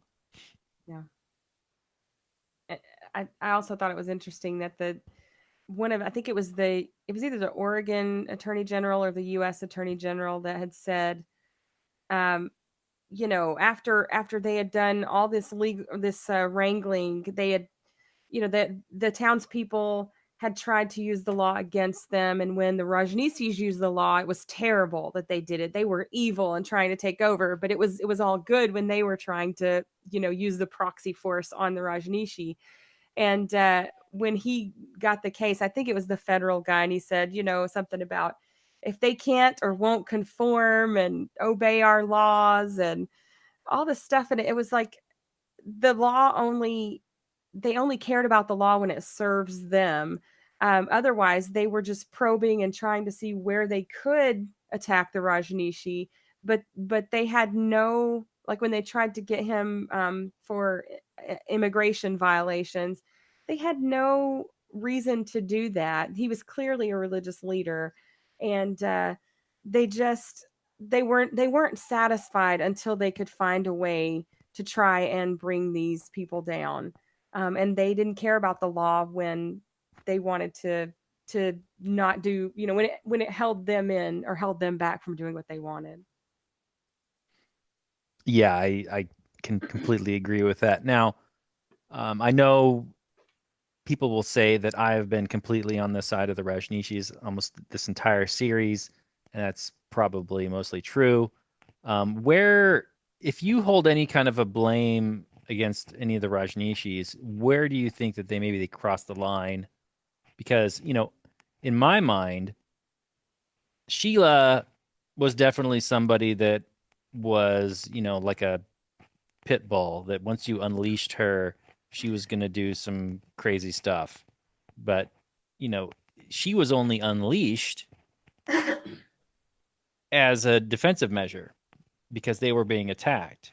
Mm-hmm. So, the whole snowball begins with the Antilopians essentially attacking the Rajneeshis.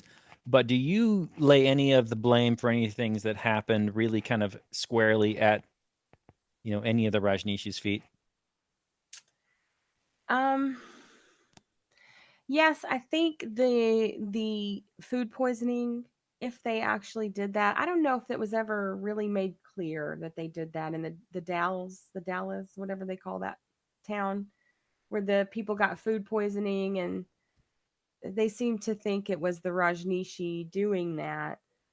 I think if they were doing that, they were maybe casting a broader net at their target than they should have, because surely not everyone in the town cared that much, or was against them. So I think they could have really harmed somebody. But again, when you're talking about who aggressed first, I think it's clearly the people in Antelope and I guess the Dalles and the government. But I don't know. I didn't think it was necessarily proportional. Some of the things they did, like trying to kill the attorney general or whoever it was that they planned on murder. I think they were going a little far there, and that would have definitely ended in their massacre. Um, so I think if there's blame to be laid, that's probably what I would say they're at fault for. Yeah, I tend to agree with that. Just the proportionality of it. Like, I understand that they are being threatened. They Mm-hmm. are absolutely having their livelihoods under attack. But I don't know if the next step I would go to, especially before any kind of arbitration, where any kind of negotiations occur. Like, I don't know if like olive branches were put forth on either side before Sheila just went to murder. Let's just pull the old murder train. Try. Why not? Yeah, Let's just I start think killing people. that's what happens when people feel like they've run out of options, that you're not negotiating with them. I think the Rajneeshi really did want to, I think they sort of had this idealism that they were going to go in there, build their little utopia, and people were just going to want to be a part of that and want to know them and the people in the town. I just don't think they counted on the bigotry of the people in the area. And I don't want to, I guess bigotry might be a strong word. The fear, the tribalism of the people in the area. I think that maybe that they didn't understand how that was going to happen, because they were coming from India, which is a very deeply diverse spiritual religious country, and they're used to maybe a different outlook on these what we would consider exotic sort of religious practices or very strange things. It's not so strange there, and so I think maybe they just didn't count on how different they actually were from Yeah. the Yeah. normal. The negative reaction to the culture shock, I think, is one of the main things that they didn't count on when they were, you're going to basically import thousands of people into this tiny little town, or not the tiny little town, 20 miles away. Right. But, you guys all act so differently than, the natives. They're gonna look at this as something, a fair bit alien and react probably not positively to it. Yeah. Whereas I assume, when you're inside this group and everything's wonderful. You're laughing all the time, you're dancing all the time, you're having sex all the time. You're reaching this, kind of spiritual enlightenment. You feel like you're really a part of this something in this community, and you're like, well, how can anybody react negatively to this? This is all so wonderful. All we need to do is show people, this truth, and they're just going to embrace it. Yeah. And I see real parallels to libertarianism and voluntarism. I feel like, well, I found this truth, and all I need to do is show people what it is. Right. And here's the arguments, and look at this. Isn't this great? Don't you like it? And then the big response is, not really. Yeah. Yeah, there's definitely a lot of parallels to that. That we can see the beauty of the system, and this is something that I have a hard time overcoming in my own personal life, is that communicating anarchism to people is very difficult, because there are so many moving parts that people are unfamiliar with, and if they're not ready to sort of have this imagination, if they have poor imagination, then they're going to have a hard time with anarchism, because so much of it is abstract to them. And we live in a society where people are they're just sucking on the teat of the government 24/7, and they don't know what to do without it, and it's very disorienting for them. So to think about a world without people telling them how to live and what to do, and it's not telling them, they want them to tell their neighbors. Nobody thinks that they need to be told. They think their neighbors need to be told. Exactly. Yet they want those very same neighbors to go out and vote. Yes. Yeah. Like, we can't trust you to run your own life, but we can trust you to pick people to run your life for you. Yeah. There was a lot of interesting rhetoric around that, around protecting democracy in this documentary, because when the Rajneeshi had the numbers and voted and basically incorporated the town and set up the town council and all that, they were upset by that. But when they wanted to vote on something, they were very, very afraid that the Rajneeshi were going to have the numbers to do, whatever they didn't want them to do and take over.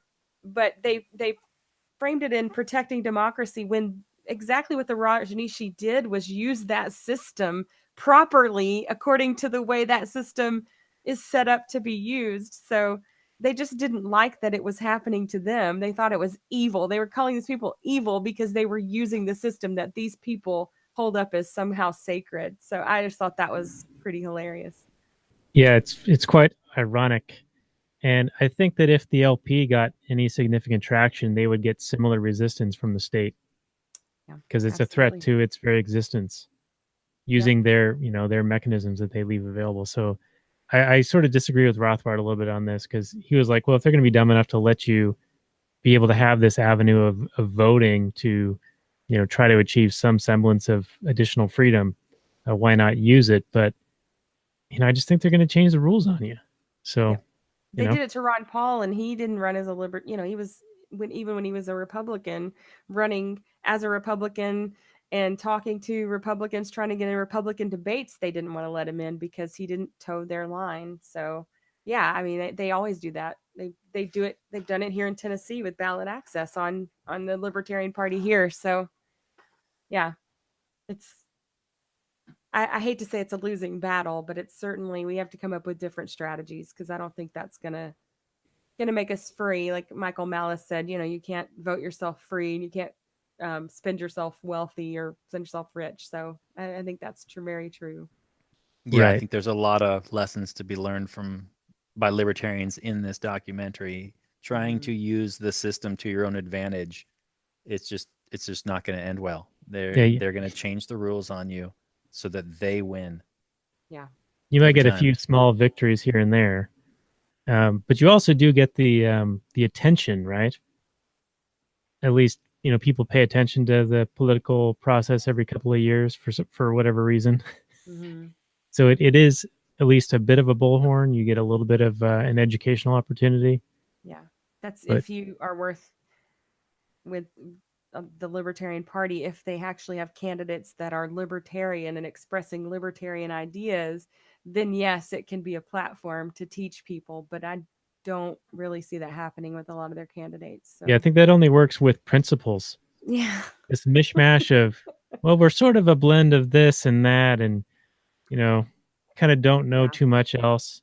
That doesn't get you anywhere. I'm a pro-military libertarian. I love that one. That sounds great. All right, Robert, do you have more questions? Because I think we want to give you an opportunity to get through as much as you've got there, as long as Sherry can keep on trucking here. Well, I don't know how much longer we want to go. I think we've done a good job. I would really like to hear Sherry's take on Sheila.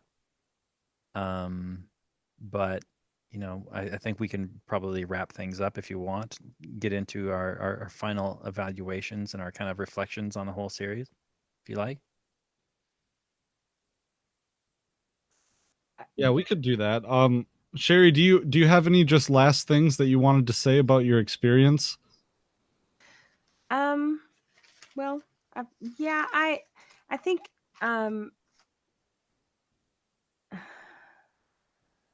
I just think that we have to remember that these people aren't dumb. This is one of the things that has really this is the first time I've really talked publicly about too much about being in that group. And the reason is that people often say, well, how could you be so dumb? Or they see you as some kind of ignoramus that's being led by the nose. And there really is a I don't want to say that I was a victim of these people necessarily. I mean, I was very young and I was vulnerable when I got involved, but I did get a lot out of the group. And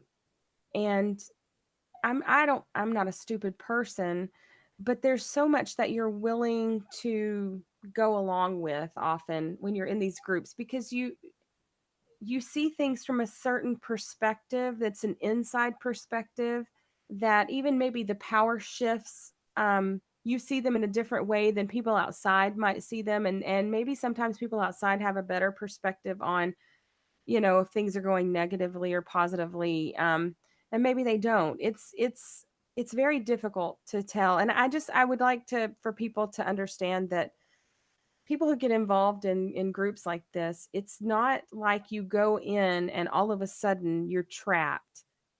it's subtle, it takes time, and there are relationships involved and emotions involved, and so you get things can get twisted, and you can put up with a lot thinking that you're doing the right thing.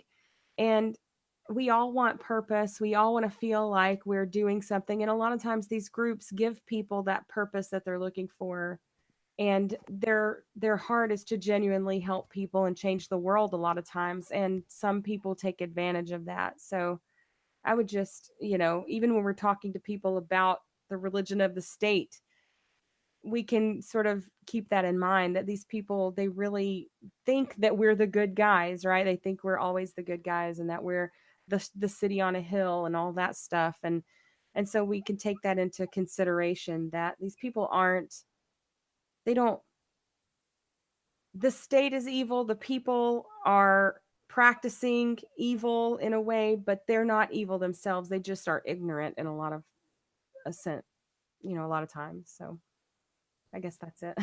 And I can Completely. I can have some sympathy or like understanding for adults that want to get together in one of these groups. I have no issue with that.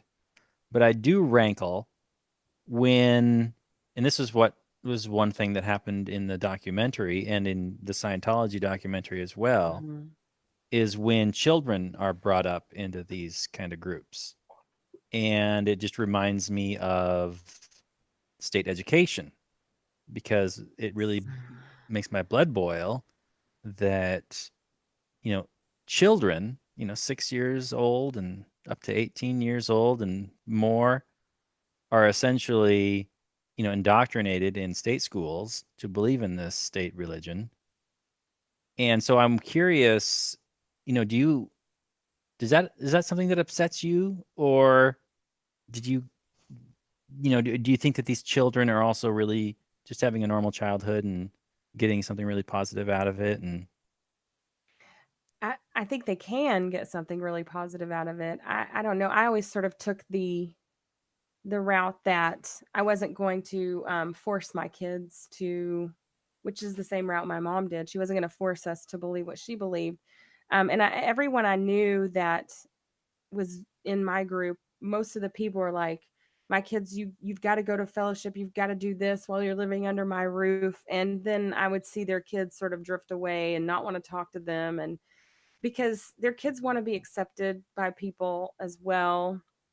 And I always tried to, even when we left, I told my oldest son, not my younger child who was almost 7 at the time, but I told my son, who's much older, that, hey, if you want to go still, you're welcome to do that. I know you have relationships with people and you love these people, and you're old enough to make this decision on your own, and if you would like me to take you, I'll take you. And he didn't choose to do that, but um I do feel like in a lot of groups, children have no say in whether or not they're going to participate, that their parents just force them. And I think if a parent really believes that that's the truth, that they shouldn't have to force them, because right, it'll make sense to the kids and they'll want to do it. So you set an right. example. The best thing you can do is set an example of how you want your kids to live, and try and live it yourself, and let them make their own decisions, I think. Yeah, right. Well, I always wonder why, it's always a joke amongst everyone that, oh, kids hate school. Ha ha ha. Kids dread going back to school. They hate some, or they love summer, they hate going back to school. Has anyone ever really examined this? And I'm not sure that kids absolutely loved school back in the 1800s or anything, but we're all just sitting around here and joking about how kids hate school, but we never thought to think, well, maybe that's not okay. Yeah. Yeah. Maybe it's because it's not good for them. My daughter, we were unschooling last year, and that was actually great. But my daughter, we put her in a co-op, a homeschool co-op 3 days a week. So I'd have a little time to do work without her being right there, and then be able to focus on her when she's around. And they say the pledge. And I didn't know this, but she came home and told us they say the pledge. And she said, I stood there and I wasn't saying it, but some of the kids turned around and said, "You're not saying the pledge." And she said, "I don't want to say it." And they said, "You need to say it if you know it." And she said, "I just stood there, Mama, and I put my hand over my heart, but I didn't want to worship that." That's what she told me.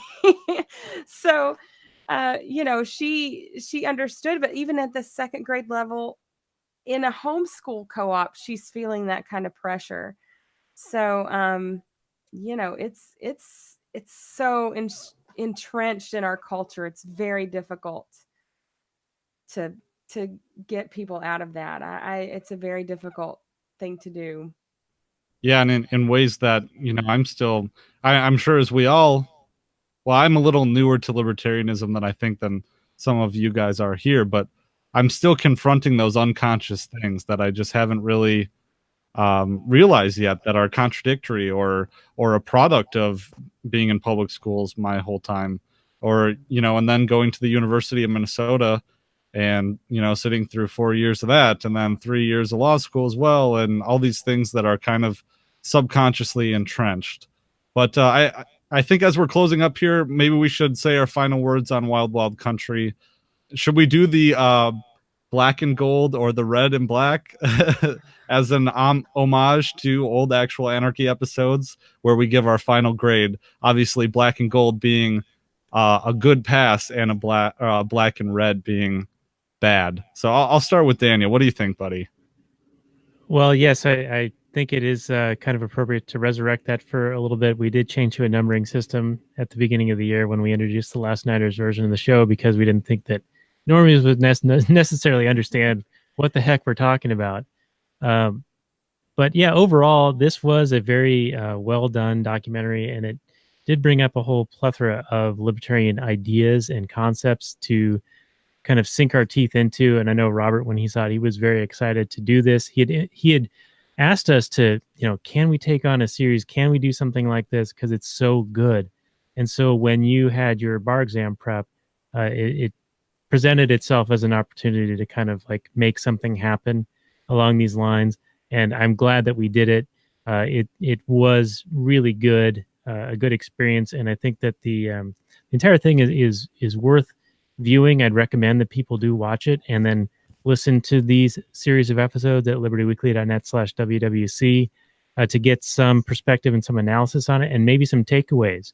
Because I think that a lot of the tactics that the government uses and the ideas of fighting for that ring of power ends up blowing up in your face.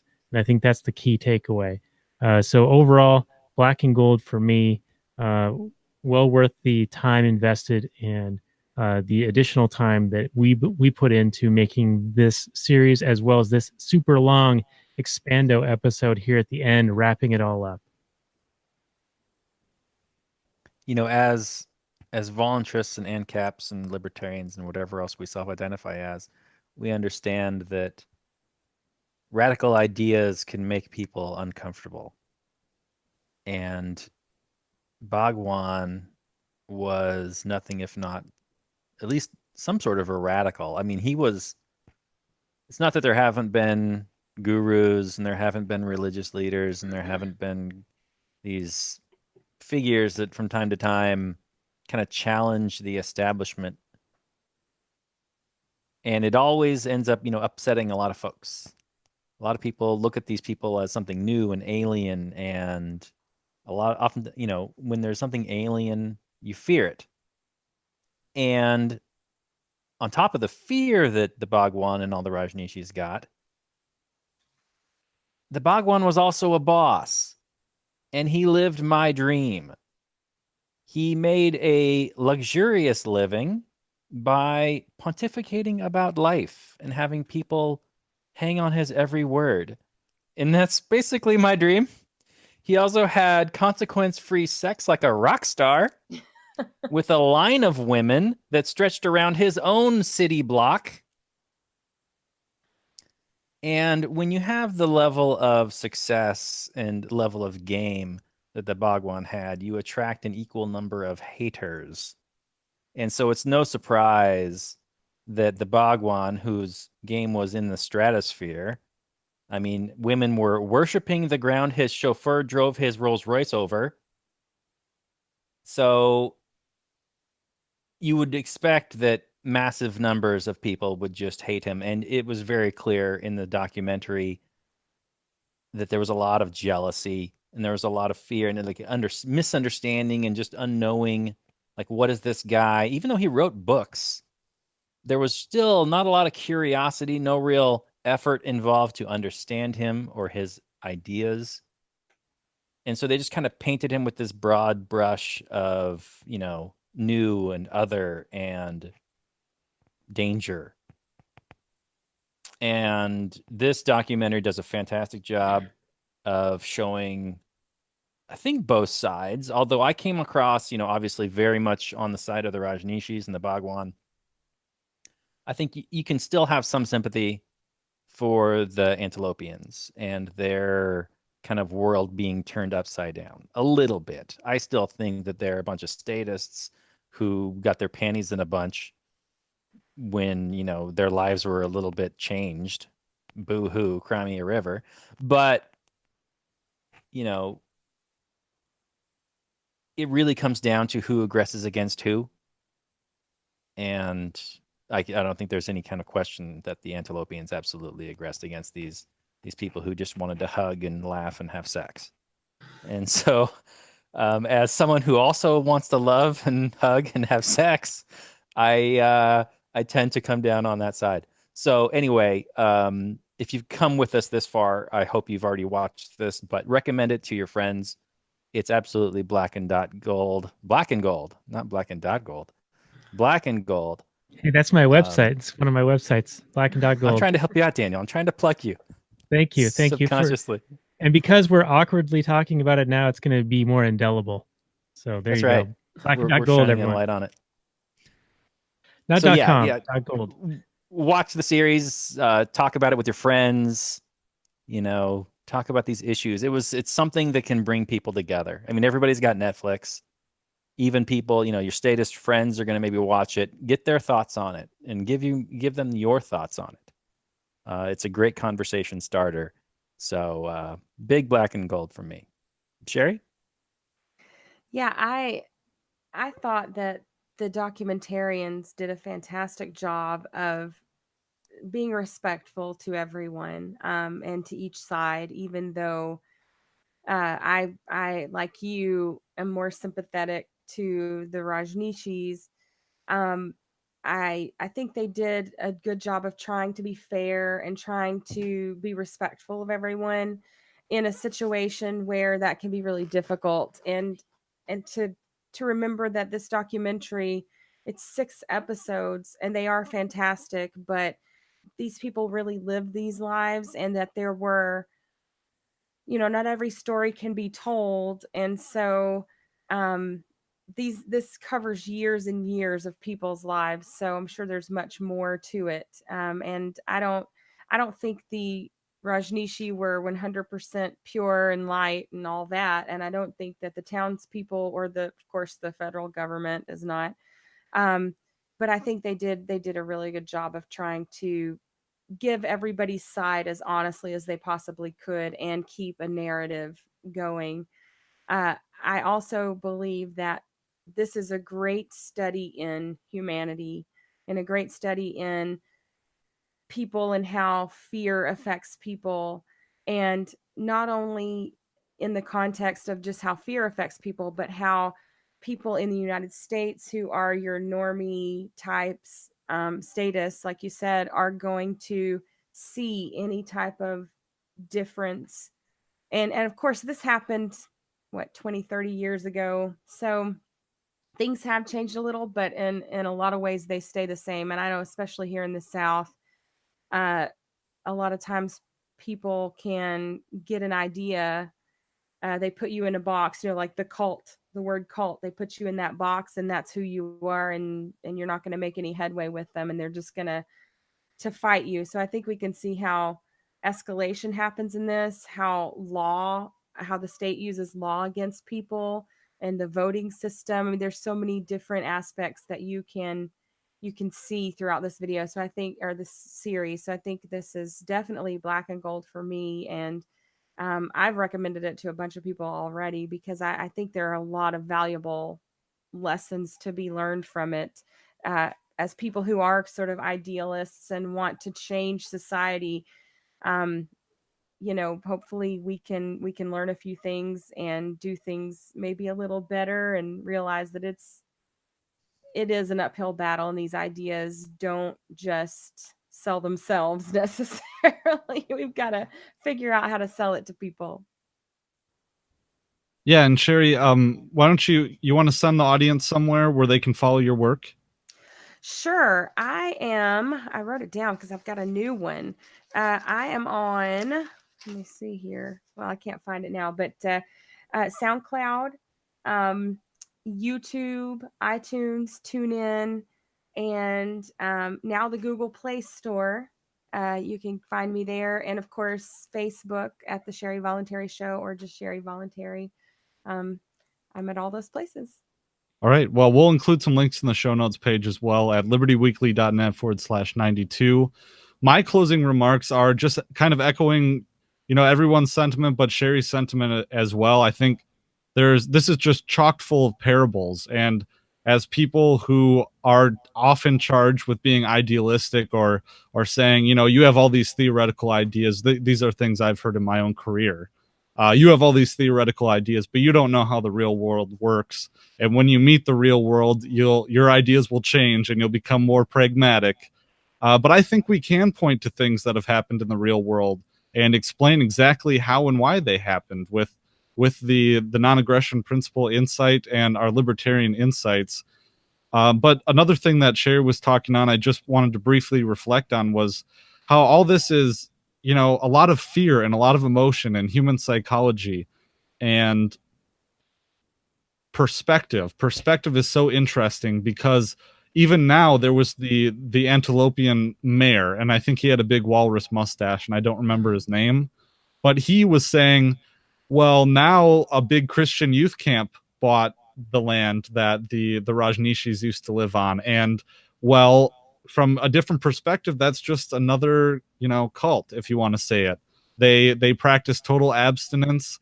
I think it probably affects the Antilopians just as much as the Rajneeshis did before this whole conflict.